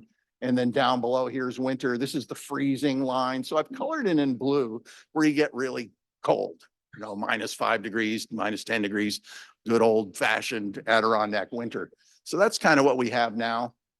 This is what we're looking at by the end of the century. If we do, what's pretty likely to happen is pretty close to the extreme emission scenarios we have where we really don't cut back that much globally on the fossil fuels. So we will lose the deep cold altogether by the end of the century. And of course, it's going to continue into the next century, and we could well lose all of it. The corollary with that, of course, is what's going to happen in the summer. I'm going to back up so you can kind of see this. You see how the summer got taller? That means it got hotter. So I put in like the super hot on there as well. So shorter, milder winters, longer, hotter summers. And so what does that mean on the ground? Well, you can see it affecting the human cultures. There are some impacts on animals and plants. We've been measuring that as well. But to me, as I've been noticing, as an Adirondacker, it's affecting our culture already. So you may or may not know that we have basically our Adirondack identity in a lot of ways is built around winter. The hometown where Carrie and I live in Saranac Lake has a century-long winter carnival, which is going on right now. And one of the traditions is to build an ice palace. So I went back through the records into the 1950s. You see how thick those ice blocks are from the local lake right next to it where they farm the ice. This is what it looked like last year. And not only that, that said 2023 on it. It melted because it rained on it in January, soon after it was built. It also threatened to wipe out the World University Games we had in the winter as well. That's what we're looking at. You can see it right on the ground, even without temperature charts. Here is a temperature chart, if that's your thing. What this chart here is basically showing is the last 100 years of super cold Adirondack winter nights. And if you've ever experienced real cold, like -20, you probably remember, maybe you had one or two of them. It's very rare now. That's where you walk out at night and the snow squeaks when you walk on it. You take a breath and the inside of your nose freezes. You listen to the woods and you can hear the trees popping as the ice expands in the trunk and pops them. This is how many of them we got in a year over the last century. And this dropping of the line shows that those super cold nights are going away. And if you want to, just extrapolate it into the future, by 2080, we may well have none on average. That's within our lifetimes here, hopefully, a lot of you. So these are the people farming the ice for the ice palace last year. There's one of the blocks that was 9.5 inches thick. They said we preferred having a foot or more in the old days. Now they're making do with 9. So the people on the ground here with the traditional tools are watching this happen. So we've also got the summer things going on. And last summer we had heavy flooding going on. Right here's a bridge right near our house near Saranac Lake where the Saranac River almost engulfed it. And here was what happened to Montpelier, Vermont. That was the town library. I mean, the capital of Vermont flooded because the river jumped its banks and destroyed all these books. The community came out to try to fix it. So warmer, wetter summers probably, and milder winters. So one way people have described this is in some ways the climate of the Adirondacks is becoming more and more like that of the Blue Ridge. And if you've had experience with the Blue Ridge, that's a beautiful place too. People go there on purpose and they love to live there and stuff. It's not terrible, but it's not the Adirondacks. The Adirondacks have winter. And it has a lot to do with our identity of who we are as Adirondackers. And so for us to hear that is actually heartbreaking, much as we may like that stuff. So yeah, I mean, Lake Placid hosted 2 Winter Olympic Games and World Cup and other events too. It's a ski mecca. That's where the Miracle on Ice happened and things like that. So that's at risk. Our sense of that, I'll back up and just add, there's also a snowmobile mecca in Old Forge that's losing its snow, and that's the basis of their economy. So I'm going to wrap up here with all this wonderful good news and let you all say what we're going to do about it. But even people like me who are focusing on the numbers and the climate are looking at what it means to us. And I only have questions at this stage, and I'm hoping to learn more from people like you or what's happening in other places. These terms I've been hearing, Dr. Owley talking about climate gentrification, we are seeing that now. Professor Hirakawa, we've heard of this idea of maybe a climate haven. It's happening kind of by default to us, but without the planning for it. And people like us would love to see some planning behind how do we do this, right? Here we are in the high peaks. We've got a housing shortage from the gentrification that happens anyway because we live in a beautiful area near the cities. But the climate situation is amplifying that massively. So you go out west, you got the fires, you got the droughts, they're running out of water out there. You go to Florida, you got the sea level rise, you got intolerably hot cities in the summer. That's just going to increase. And so actually people are going to want to come to the Adirondacks even more in spite of the impacts we're feeling. It's nothing compared to that. And so people with resources, the migrants are going to be the people with resources, and they're descending and they'll make a splash effect and drive other people out. So how do we strike that balance? And I'll close with this. We want to welcome more kinds of people to the Adirondacks than we have traditionally. There's the thing about the white guy in the woods with the suspenders and the axe, right? There's a lot more to what an Adirondacker is than that. And so we're trying to uncover that and celebrate that and encourage that to make people feel welcome and belonging here. So we want to say, welcome to the Adirondacks, right? But we want to make sure that we're welcoming you to the Adirondacks. We have protections. We have constitutional protections, the Adirondack Park Agency, the DEC, to help us keep it as the beautiful place we want to live in. And so how are we going to strike that balance of being welcoming to people and yet not lose the environmental protections we've got? So I'll leave it at that. And thank you very much.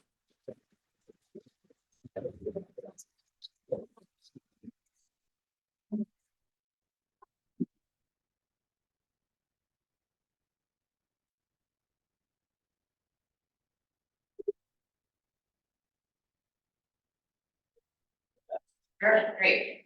So, this is getting me to a really existential place because that's like everything that I love, right? My kids play ice hockey. Sorry. There, can you hear me now? My kids play ice hockey, sometimes in tournaments in Lake Placid. I've taken them there every summer since they were born. So they're 10 and 13. We're talking like 13 years of lived experience in these places. I feel it deeply. It's a spiritual place. And thinking about it changing is hard. It's hard. And thinking of it changing in this specific way is hard. But I'm keep coming back. I'm going to try to get to a hopeful place. We'll go in peaks and valleys here, but what Will said at the beginning, that this is about people. And I think that can get lost in our conversations. And people move. And the language that we've invented around immigration law, which is a human created endeavor, right, is completely flawed when you're talking about people moving. It is designed instead to restrict that. It has from its beginning, and to restrict it in ways that are racist, classist. Some of the first immigration laws that we have on the books were called things like the Chinese exclusion. They were explicitly meant to keep people out or to regulate who gets to come in. There are problems embedded in American immigration law that have problematic images of worthiness, like who's worthy of coming to our great country. And it's very heartening to hear Adirondackers, which I know I'm not, I'm just a tourist, a regular tourist, but you know, the idea of what an Adirondacker means now and what it could mean in the future is such an important question, going back to what Professor Hirakawa was talking about in terms of belonging. So I'm not going to reiterate the problematic terminology around refugee, other than to say in the United States, the term refugee, as it's been codified in American immigration law, is even further restricted. And then in the courts, we've further restricted it to the point where it's almost, in some cases, essentially meaningless. And there are so many barriers to achieving asylum status, which incorporates the definition of refugee in American immigration law. The last bill that was proposed, that was killed, I don't know, 72 hours ago, I can't keep up, would have so dramatically reduced the number of people that could access asylum protections. And that's under a favorable administration, theoretically. So we're in a valley. I'm going to try to bring us back up. You know, talking about these things as crisis is problematic as well. And it's problematic for a legal reason. And that's because when you use the language of crisis, you unleash a lot of legal powers with regard to the flow of resources that release us from oversight, from being careful. Because when it's a crisis, we just shove money at the problem. We unleash the floodgates. We take apart all of the protections that the law has built in to try to make sure that resources are allocated appropriately. And we see a situation which is unfolding right now in New York State. I might stay in a valley for a little while, but I'll try to get us back up. So 100 years from now is actually now in New York State. And when Will proposed this panel, I was so excited because I was much more optimistic because I thought, oh, we can have a fun conversation about what this might look like, a visionary conversation. And then last summer happened. And for those of you who aren't aware, in May, well, it started happening before this, but in the day before Memorial Day last summer, what year are we? 2024. So 2023. The city of New York City started putting people who were immigrants onto buses and sending them to the Capital District, Buffalo, a couple of other places in upstate New York. By upstate, just to be clear, I mean north of Poughkeepsie for the purposes of this conversation, and west. So that started happening unilaterally without New York City making much of an effort of coordination, despite some preliminary conversation that had started happening on the local level. And this is where I get really mad.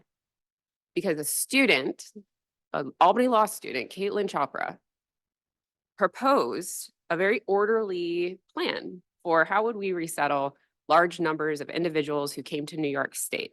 Like, how would we actually do that? And what would it look like on the ground? And could we work with local governments to do this? And she worked with the mayor of the city of Albany to put together a presentation that they sort of unveiled at the Rockefeller Institute in front of a whole bunch of stakeholders on the local, state, and I would say hyper-local level. Very well received. Really great ideas. Had a lot to do with case management, staging areas for people if they came in large numbers. We're talking like hundreds and hundreds, thousands and thousands of people. A hub to connect people to housing, education, language access, healthcare. Screen for whether people really needed that, because I think a lot of times the language of crisis also implies people that are necessarily in need. And that's not everybody that we're talking about here, because people move, all kinds of people move. As Professor Alley was saying, wealthy people are moving to Miami, right? So, you know, sort of doing a diagnosis of what each person who's moving could use to feel a sense of belonging and to be, I hate the word integration, but to feel that felt sense of belonging, I guess is the best term. And it was brilliant. And it was ready to go. And all we needed was a software developer to sort of help us on the technology. She had already listed out all these service providers in this area that were willing to help. And we even, after the first several buses arrived, and I was on the ground for the first bus because it happened in such an extremely problematic way that I probably don't have time to get into right now. But essentially, this private company that was contracted at the tune of $432 million, no bid contract, is called DocGo. You may have seen them in the New York Times recently. They decided not to cooperate with localities and in fact decided to ignore the advice that we had given them in the one meeting that they requested before they started sending people. And they sent people to Colony, which, as how many of you are Albanians, people who live or work or play in Albany, you know that Colony is not Albany, but because it was in Albany County and we suspect they were using AI to figure out like hotel locations, they just didn't get it. And we told them it was an unfavorable place structurally in terms of like who leads the government in Colony. And that played itself out, right? The supervisor of Colony was not pleased that the first bus came to Colony. Our mayor in the city of Albany, Mayor Sheehan, an alum of this law school as well, was ahead of her time. She had already declared Albany to be a sanctuary city under the Obama administration, like long before that was really sort of rhetoric that was picking up in local government. Anyway, so we had this great student project. We had Albany as maybe an inclusive climate haven. We had a mayor who was really willing to work with us on this. And then where we are now, and remember, this is because the governor of Texas is unilaterally sending, at this point, we're up to 33,000 people to the state of New York from the state of Texas. So that's just that population. There are other people who are coming to New York for lots of other reasons, including immigrants. And it's hard to get a handle on those numbers, but to give you a sense, all right, let's get back up to a peak because it's Super Bowl Sunday weekend. I was thinking through this and I thought, how many people are we actually talking? Why is this a crisis? What's going on here? And it turns out that 71,000 people fit in Buffalo Bills Stadium. 71,000 people go in and out of Buffalo Bills Stadium every time there's a football game, and we figure out how to do that. We feed them, drink lots of beer, there's entertainment. I know it's not the same as a football game, but we're talking about half of a stadium worth of people, 33,000 total, have been brought from the southern border by Texas to New York State. And we're spending $432 million to figure out how to manage that. It doesn't make sense. The plan that Caitlin proposed, we drafted up and we said, okay, now that we know that people are coming, what would this look like to fund for 6 months? We did the numbers. It was $3.5 million for 6 months for our local providers to deliver these services to. DocGo made a name for themselves, and I know I have to wrap up, but in 2009, right before the pandemic, putting together mobile vaccination sites. They have no qualifications to move people around the state of New York. So they're not working with local providers. We had to demand meetings with this corporation for local providers. So when you use the language of crisis, it invites crisis capitalism, at least in our country. So I'd like to end on a bright note and say we can do better than that. And you can all envision it. That was a student project, and I still have hope for it because I don't know if I'm allowed to say this, but I will. Mayor Sheehan was at a big important meeting in Washington, D.C. with the Council of Mayors. She had opportunity to have audience with important stakeholders in the White House, and she took Caitlin's project, and that's what she put in front of those stakeholders. So it's you guys that are going to help us imagine something different than what we have, because it doesn't work. It's not working now. The immigration laws don't work, but we can do better. And Albany is primed to be that space. So before I bring you back down into a valley, I'll stop there and hopefully leave you with an imagination and maybe a little bit more moral clarity that you can inject into a system that we can co-create that can do better than what we're doing right now.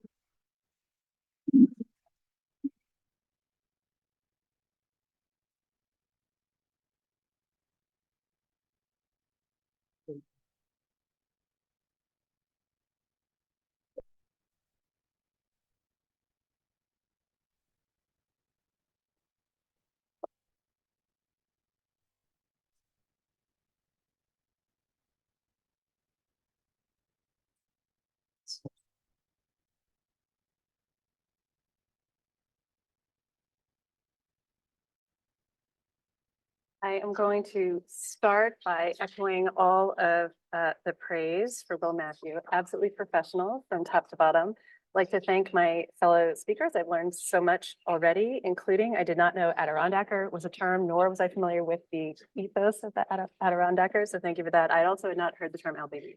This was interesting to me. The slide I'm starting with is one of my favorite adaptations. Oh, move it up.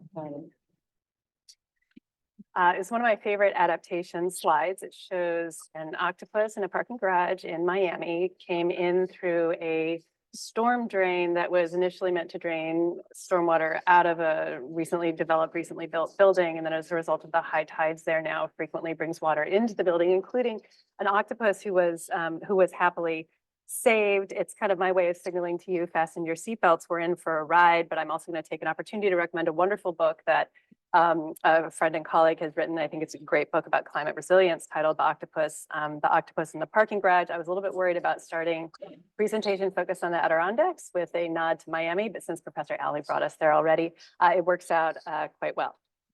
So my charge was to answer the question of how robust are current climate change mitigation and preparedness laws, how much further do we have to go, and how likely are we to get there in time? And I thought I wanted to focus on 2 points. The first one I think of is the henny penny question. Are we kind of being henny pennies by preparing for climate migration? Is it really going to happen? Are we really going to have significant levels of warming that are going to drive this level of migration? And then second, to focus on where New York is in terms of adaptation. I think we heard just a really interesting account of how maybe not so ready, at least in the context of migration. So we think about the question, can we count on our existing climate mitigation law to limit warming to levels that will avoid really significant climate migration? I don't think we know, right, exactly what that level of warming is. I think we clearly already have climate migration occurring. But if we want to soft circle 1.5/2 degrees, because that's what the international community has agreed is what we need to avoid dangerous anthropogenic levels of warming, my answer to you would be, if you're sitting here thinking, we have all these laws, we have so much momentum, surely we're going to avoid these really awful impacts. And my response to that is we do have a lot of law. We have a lot of law at different levels of government. But I think if you look at all of those laws have weaknesses, and those weaknesses make it very, very difficult for us to have any certainty of meeting specific emission goals by specific dates. And so to talk a little bit about what that is, if you look at the international framework we have for addressing climate change through the Paris Agreement, it is built on the concept of nationally determined contribution. So there's a binding procedural process that countries who are party to the agreement use to come in and submit and say, this is what we intend to do to reduce our emissions. But countries retain the authority to decide how much they're going to reduce by and by how long. And by the way, if they don't, there's no penalty built into the agreement. There's an accountability mechanism and whatnot. But ultimately there's so it's hard to look at that. You can look at that and you can say, yes, the agreement talks about progression over time, that NDCs should get progressively more ambitious. But it's hard to look at that and say we can count on that to ensure that we're going to hold warming to a specific level. With respect to federal mitigation policy, right, we go from a long period of what I think of as crickets, where we're locked in complete political disagreement. So we have nothing coming out of the federal government in terms of new climate law, really, to the Inflation Reduction Act, which essentially relies, the reason we have a carrot there, right, is the Inflation Reduction Act is essentially relying on incentives and investments to try to encourage actions that will support electrification and decarbonization of the energy sector. Again, those are fine strategies, but they're also strategies in the pantheon of environmental policy where you can look at them and it's very hard to predict how effective they're ultimately going to be in terms of achieving specific levels of emission reduction. And then we can look at New York State's and state climate policy more generally. So New York State has a fantastic climate law, the Climate Leadership and Community Protection Act from 2019. It commits us to a 40% reduction in emissions from 1990 levels by 2030, and at least an 85% reduction by 2050. And there are two things that I would emphasize. This is fantastic, this is great, but there are two problems with respect to all subnational climate policy, and those, you can think of them as holes and leakage. So holes are that, yes, New York is doing this, but also Texas is not. And leakage means that when you have some jurisdictions that are working hard to make change, and other jurisdictions that aren't, you can have emissions leak to the jurisdictions that don't have the tough laws. But the second issue that we face is that I always think when we have, it's great to applaud the adoption of climate law, but every time I see people getting really excited about the adoption of a climate mitigation law, I think, no, you don't understand. That was the easy part. The hard part, the rubber hasn't even started hitting the road. So there are, I think, real questions about implementation uncertainties and challenges that we're going to hit. You might have seen the news yesterday that New York is recognizing we may not hit our first renewable energy goal because some of our hopes for the development of offshore wind haven't come online. In terms of where we are with implementation of the CLCPA, as envisioned in the law, the state held a multi-year stakeholder and public consultation process to develop a scoping plan. The scoping plan was finalized late in 2022. That scoping plan has recommended that New York State develop an economy-wide cap and invest program. And we have state agencies right now working very hard to promulgate rules to implement that, but it's early times, right? And the going hasn't gotten hard yet. So in addition to this, I think another useful perspective is, okay, so we have all of these laws. We're not quite sure how quickly they're going to work, and time is really short, right? So if we're soft circling 1.5 and 2 degrees, how much time do we have for our laws to get us to levels of emission reduction or sequestration that we need to get that? We don't have a lot of time at all. And that's the thing to think about. So you can look at, and I'm actually, so this, maybe this is a little optimistic, right? It looks like if you look at, okay, where are we now? If we assume kind of that the laws that we have or the commitments we have are actually implemented, how close or far off are we? from those 1.5 and 2-degree goals. That's oftentimes called the emissions gap. And the emissions gap suggests that we're looking at somewhere, would tell you we're looking at somewhere between 2 and 3 degrees of warming if you look at current policies and assume full implementation. That might sound, okay, that sounds pretty close, right? It feels like maybe bringing it pretty close, but I think there are a lot of reasons not to be particularly, that this might be a little bit overly optimistic. So for a couple of reasons. So I think according to United Nations Environment Program, only 7 of the top 25 emitters are complying with their NDCs. If you look at the production gap, so that means looking at current investments in new fossil fuel facilities, what it means is if we're serious about doing this, we are going to have to decide to have stranded assets in the nature of billions and billions of dollars because we're currently investing in and building infrastructure. We're going to have to discontinue.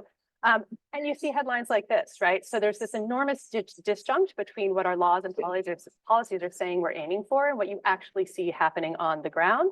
Another piece of this is that what we're seeing on the ground in terms of the manifestation of climate change seems to be at the very high end of most projections of what climate scientists thought that we'd see. And I'm really far behind, so I'm gonna have to go really fast. But essentially we're seeing things like, if you look at, I will tell you the big debate in the climate science community right now about 2023, it was such an outlier in terms of the level of warming. It was not just the hottest year on record, but the jump up, the increase as compared to prior years was really significant. And you saw this across the board with respect to ocean temperature, land temperature, level of Antarctic sea ice, all of it. And the big debate is how to understand that. You've got some scientists who are saying we're seeing an acceleration of warming. You've got some scientists who are saying maybe this is partly La Nina, and you've got others who are saying this is because we've reduced air pollution, and maybe this is part of it. Okay, coming back to the second point, this is hopeful, right? New York is really a leader when it comes to adaptation policy. I will say in the United States, it doesn't take a lot to be a leader. Going back to Miami, you have remember there was a period in Miami when the governor of Florida was telling state agencies you can't talk about climate change. So it was the ostrich head in the sand approach. That's not New York at all. And you can go back to an executive order that Governor Patterson issued that formed the New York State Climate Action Committee, and a whole host of both statutes and guidance and laws, including, I think, just recently, just this past week, that 2011 NYSERDA report, a whole new batch of technical updates to it. But I would still, and embedded within that, that's just what the state is doing. If you look at local and regional plans, and I tried to find some that were specific to migration, there's a wonderful report that the Climate Rebuild by Design did, looking at climate displacement in New York. What they found is that roughly 40% of New York City's residents are at risk of displacement due to storm surge and rising sea levels. Some of that is from people who are directly at risk, and some of that is from low-income people in places where the people who are at risk but have means may displace them. So climate gentrification. The New York Sea Grant recently published the Great Lakes and Climate-Induced Human Migration. This is what their takeaway with respect to what local communities should be doing. But I will submit to you that we're nowhere near close to ready. And what in particular here, I would say you can look at our existing adaptation work in New York State. We're developing a lot of information and resources for local communities like the Adirondacks or regions like the Adirondacks that are interested in doing planning. But at the same time, it's one thing to recognize a potential problem coming down the pike and quite another to be ready for it. And what this picture is, I took this out the window of my car the morning after Ida came through. And at this moment, I was sitting in my car. I had no idea what was going on. I had just gone out to do my commute as usual. And all of a sudden, the Henry Hudson Parkway was covered with mud and there were cars facing the wrong way, et cetera. And on the radio, they were talking about 11 people having died in basement flooding in New York City. And I sat there and just started to sob. Why? Because for a decade, I had been reading reports that have been being prepared, saying extreme precipitation events because of climate change are going to kill people in basement flooding in New York City. We knew, we saw it. It is kind of like you can have the plan. So my takeaway for local governments in the Adirondacks region, even though there are so many unknowns about climate migration, who will come, when will they come, who will they be, etc. This is a great time, an important window of opportunity for local governments to start planning. Why? There are enormous amount of resources available both at the state and federal level to support local planning. Also, second, I think having these conversations before you're in crisis mode in the cool of now as opposed to the heat of later can be incredibly important. And that kind of unvirtuous cycle that Dr. Benjamin referenced, I think it's realistic that will happen here too. We have more resources now than I imagine we will in the future because of the other challenges we'll be dealing with respect to climate change.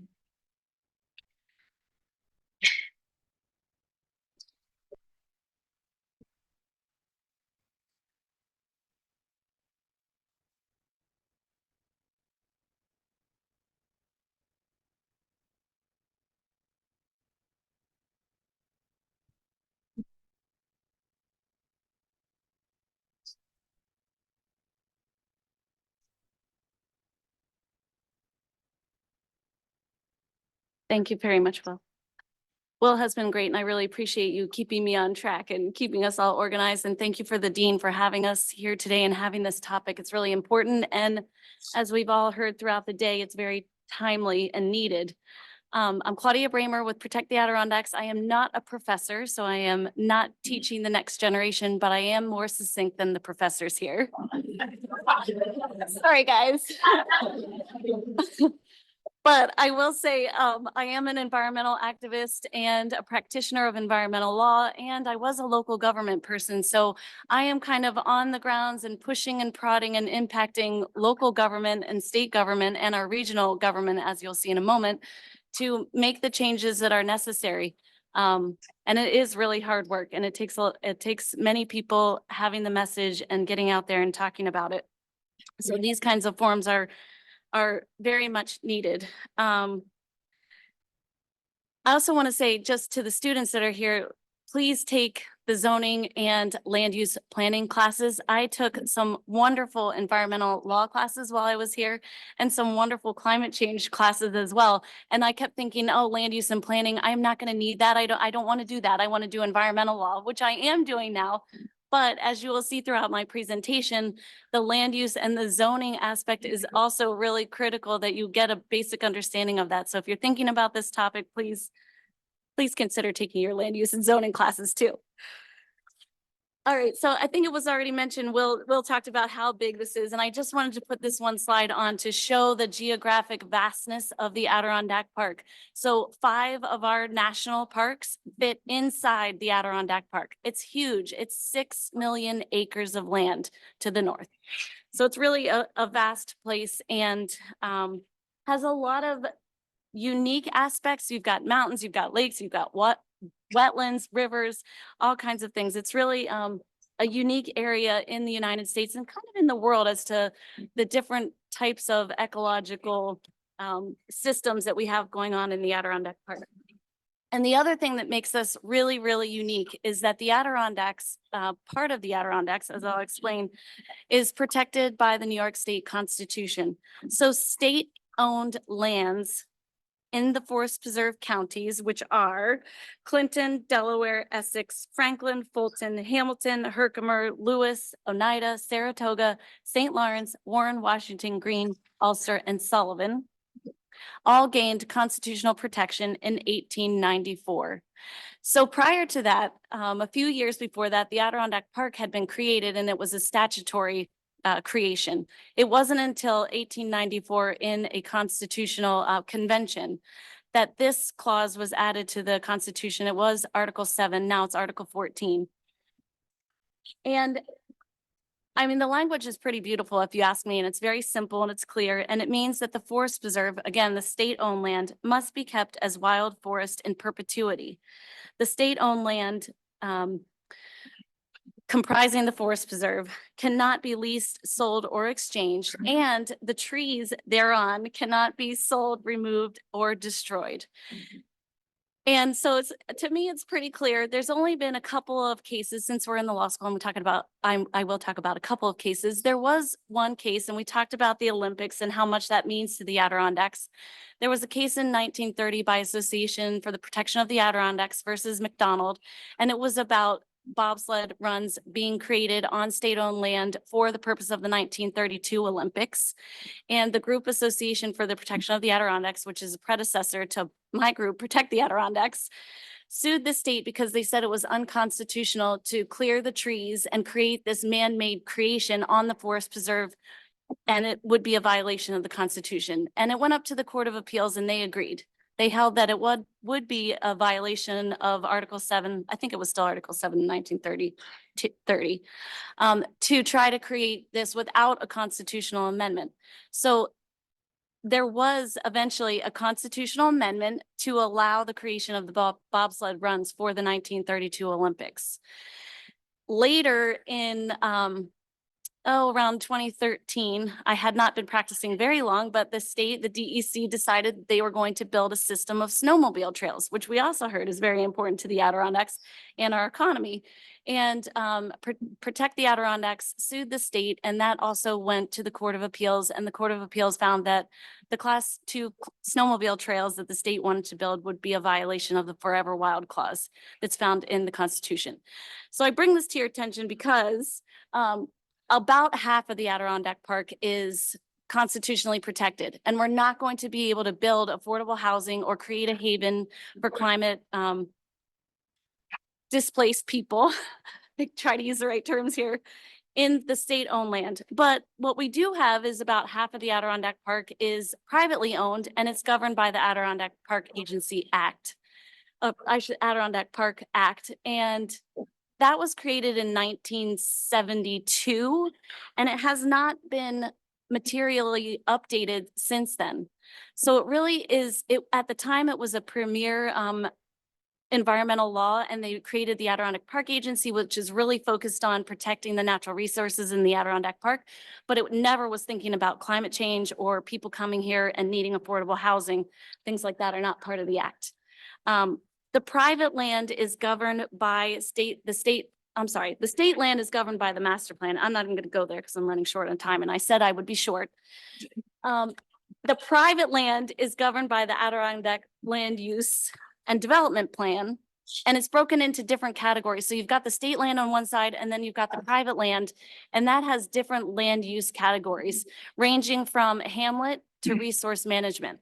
So in the resource management, it's very restricted development, but in hamlet, it's almost completely unrestricted. So if we were going to create some sort of Adirondack Park haven, climate haven for people, it would be, I think, in our hamlet areas. The problem with that is that we still don't have a lot of infrastructure. We don't have a lot of places with sewer systems and water that is distributed to the communities through a water system. We do know that we have lots of water. There's lots of water bodies in the Adirondacks, and I think that water is going to become such a critical resource as the climate continues to get hotter, places become more difficult to live. The Adirondacks are going to have lots of water. We have lots of rain and flooding problems as well, which we heard about. But we definitely have the natural resources available to house additional people. Did I go back? Did I go too far? Yeah, we talked about that. Okay. Less water. Okay, I had to throw this slide in too because I do think that there is a need for Adirondack Park Act reform, both from the climate crisis standpoint, although I shouldn't use the crisis word. The CLCPA does require all state agencies, including the APA, although they've been a little bit slow to recognize this, that when they're reviewing new development projects, including things like affordable housing, they have to take into consideration the climate and the methane impacts from those projects. We're looking at right now a giant subdivision project, which would not be affordable housing. It's for wealthy individuals, mostly resort, second homes, our tourists. And the APA is not looking at the climate impacts at this time. We think there's a lot there because of the new energy uses as well as the transportation, everybody driving there and driving their cars there. And most people aren't driving EVs in the Adirondacks yet, although I am.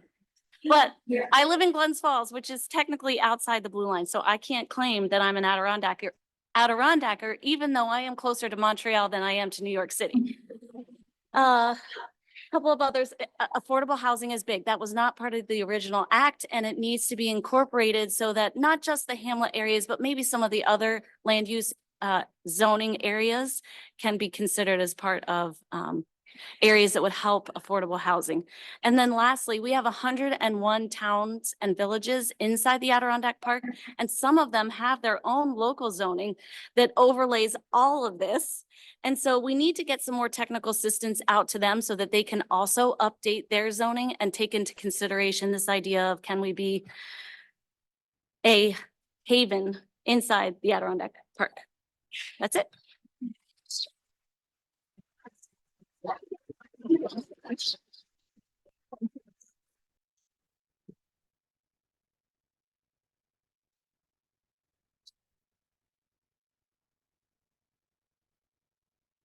Thank you to all our panelists for very interesting presentations. We are running late on advice of department counsel that I got this morning in preparation.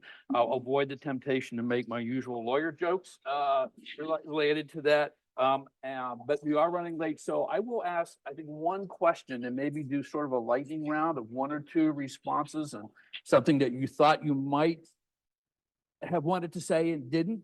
Here's your opportunity, and then we will open it up to the audience for any questions and comments they have. We heard Professor Hirakawa refer to haven cities. In the literature, that term haven city is actually part of a 3-part typology that differentiates cities. And it includes vulnerable cities, those that are going to be struck by climate change and probably lose population; recipient cities, those that are going to be unprepared but will receive climate migrants anyway; and then the havens that have prepared themselves and perhaps advertise themselves as receiving areas for climate migrants, whether they be displaced people from internal to, say, New York State, or coming from across international borders. And I would say that throughout both panels, there has been almost a presumption that we should be preparing the Adirondacks to be a haven, not a haven city, but perhaps a haven region. But I'd like to pose from the perspective of the state of New York, given that we have for 130 years restricted movement of people in some ways into the Adirondacks, should we actually be thinking about creating a haven for climate migrants or anybody within the Adirondack Park? Or should we keep that as our backyard for all the special purposes that we've set it aside for over 130 years? You seem eager to answer. Well, I hope that Dr. Stager would agree with me that part of what makes the Adirondack Park so special is our intermingling of our natural resources and our communities. So it would be very difficult to just shut our borders. I think one thing that we are struggling with, though, is the gentrification and people who are losing affordable housing to people who have more resources and are able to take up the housing that we have, and also just some systemic racism that we have going on that we really need to deal with, and it has to be addressed in a systemic way.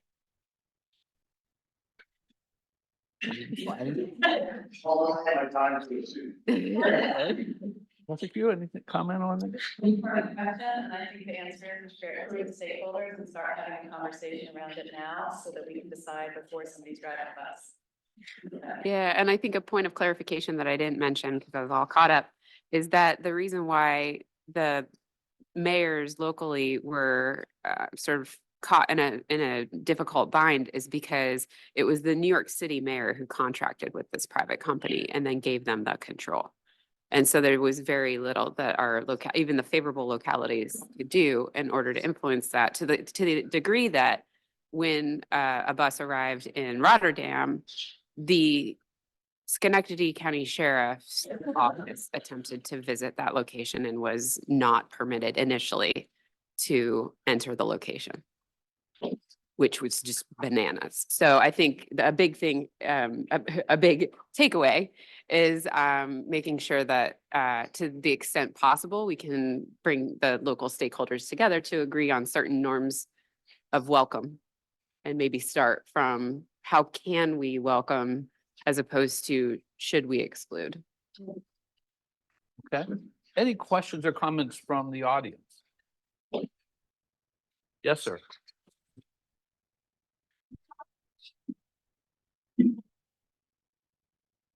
Thank you. I had sort of a related question, I guess. When it comes to looking at the Adirondack area as an area to potentially house people, I could see from some of these communities in the area being resistant to housing people for reasons not related to lack of resources. Should that occur, to what extent, in your views, should the state play a role, if any, in potentially overriding some of those views if push comes to shove and the resources are needed to house people?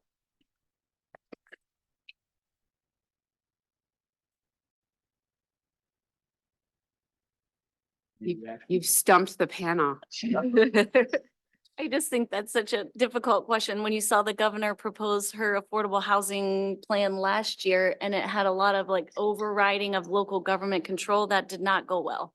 I just don't think that that's the way to go about it. Because of New York's, we're very locally based as far as our local control over things like zoning in a particular area.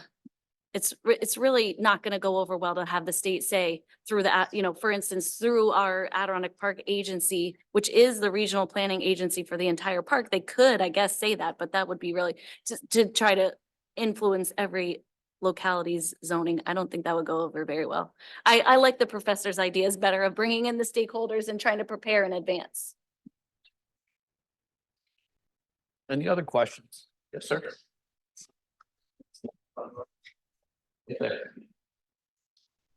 Well, he's headed over there. The one thing I will add to that last question is that we do have successful examples in New York State, the city of Utica, and the stakeholders there have been very vocal about that. And so what the state can do is amplify the lessons learned where an influx of refugees and migrants led to an increase in economic well-being for the whole area and a reduction in crime. Hello, my question pertains to the Forever Wild clause. Do you expect that climate adaptation policies in the Adirondacks will put any pressures on the Forever Wild clause or New York's future conservation efforts, or the way New York goes about conservation?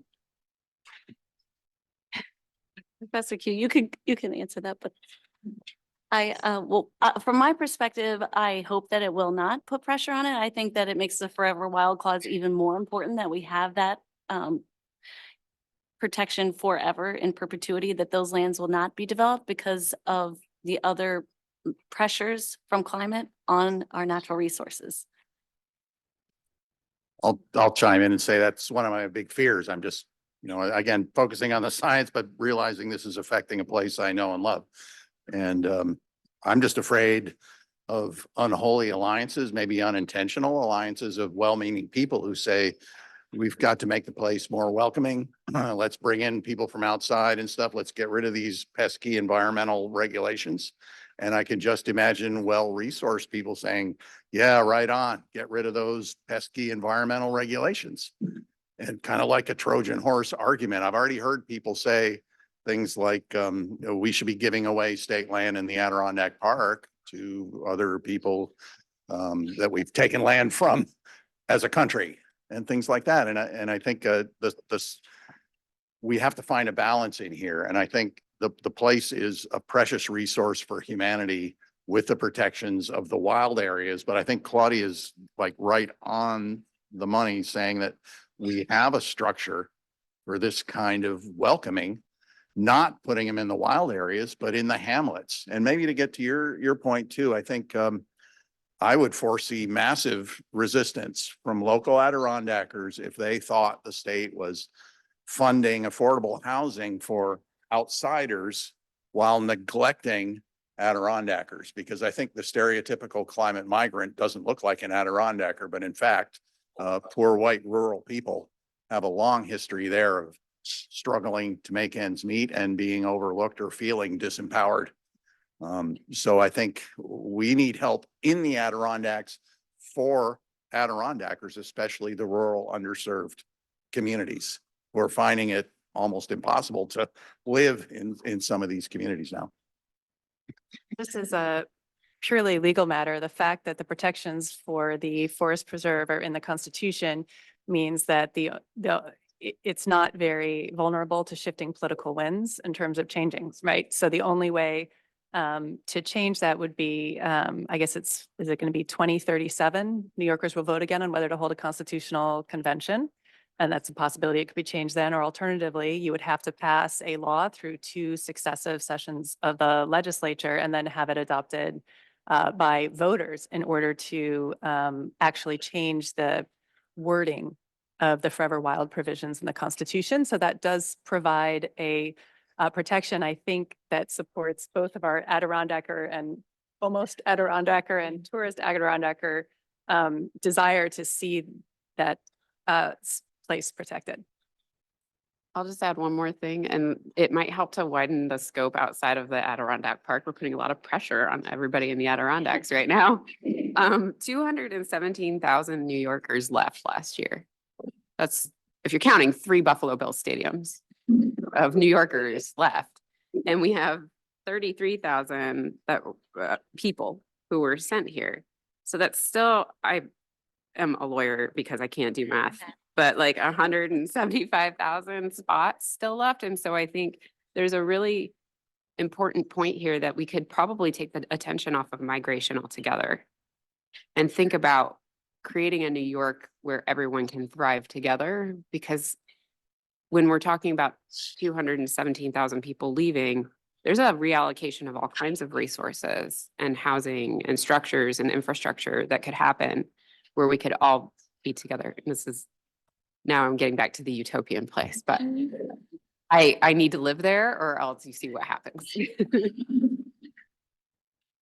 To that point, I'm sorry, were you gonna say something? Go ahead. Oh, I'm sorry, go ahead.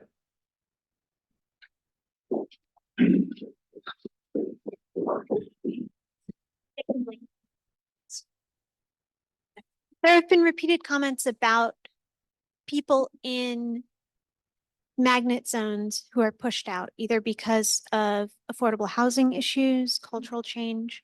We've just had 2 comments about people leaving New York, as well as people who are forced to leave the Adirondacks region, which is a region with really deep culture and history. When we're thinking about migration, what are we going to be doing about out-migration from New York and from the Adirondack region that is either a direct result of climate change? I can imagine ski shop owners are going to have some issues in the next 100 years, or an indirect result of climate change.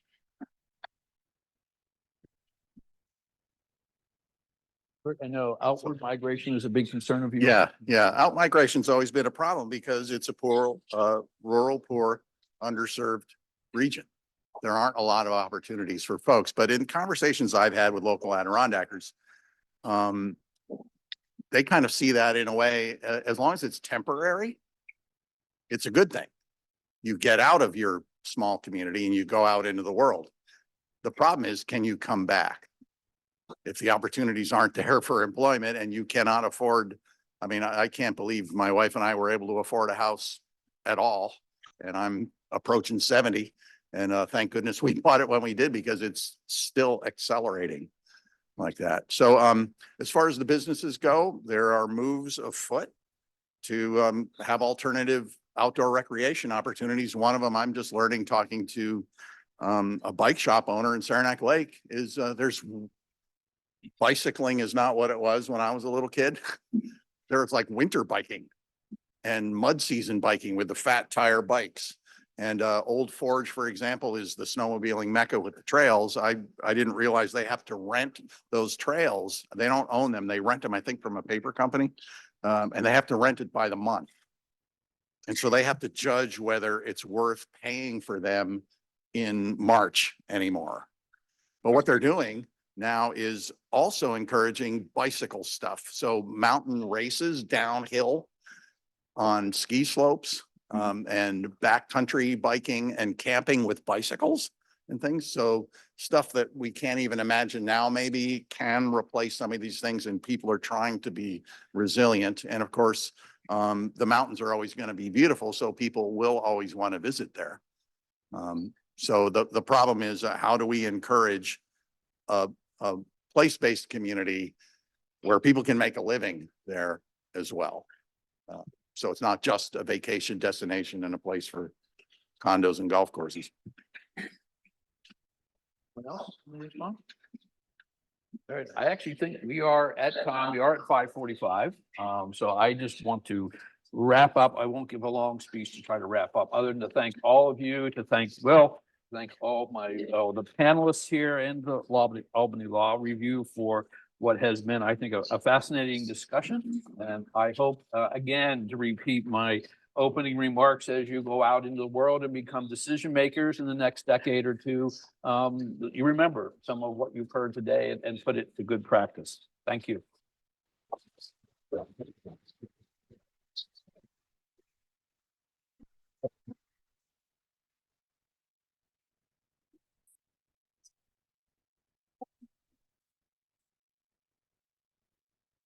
As a reminder, please join us for a reception where you can talk to folks, have a great time, and enjoy some delicious food in the East Foyer downstairs.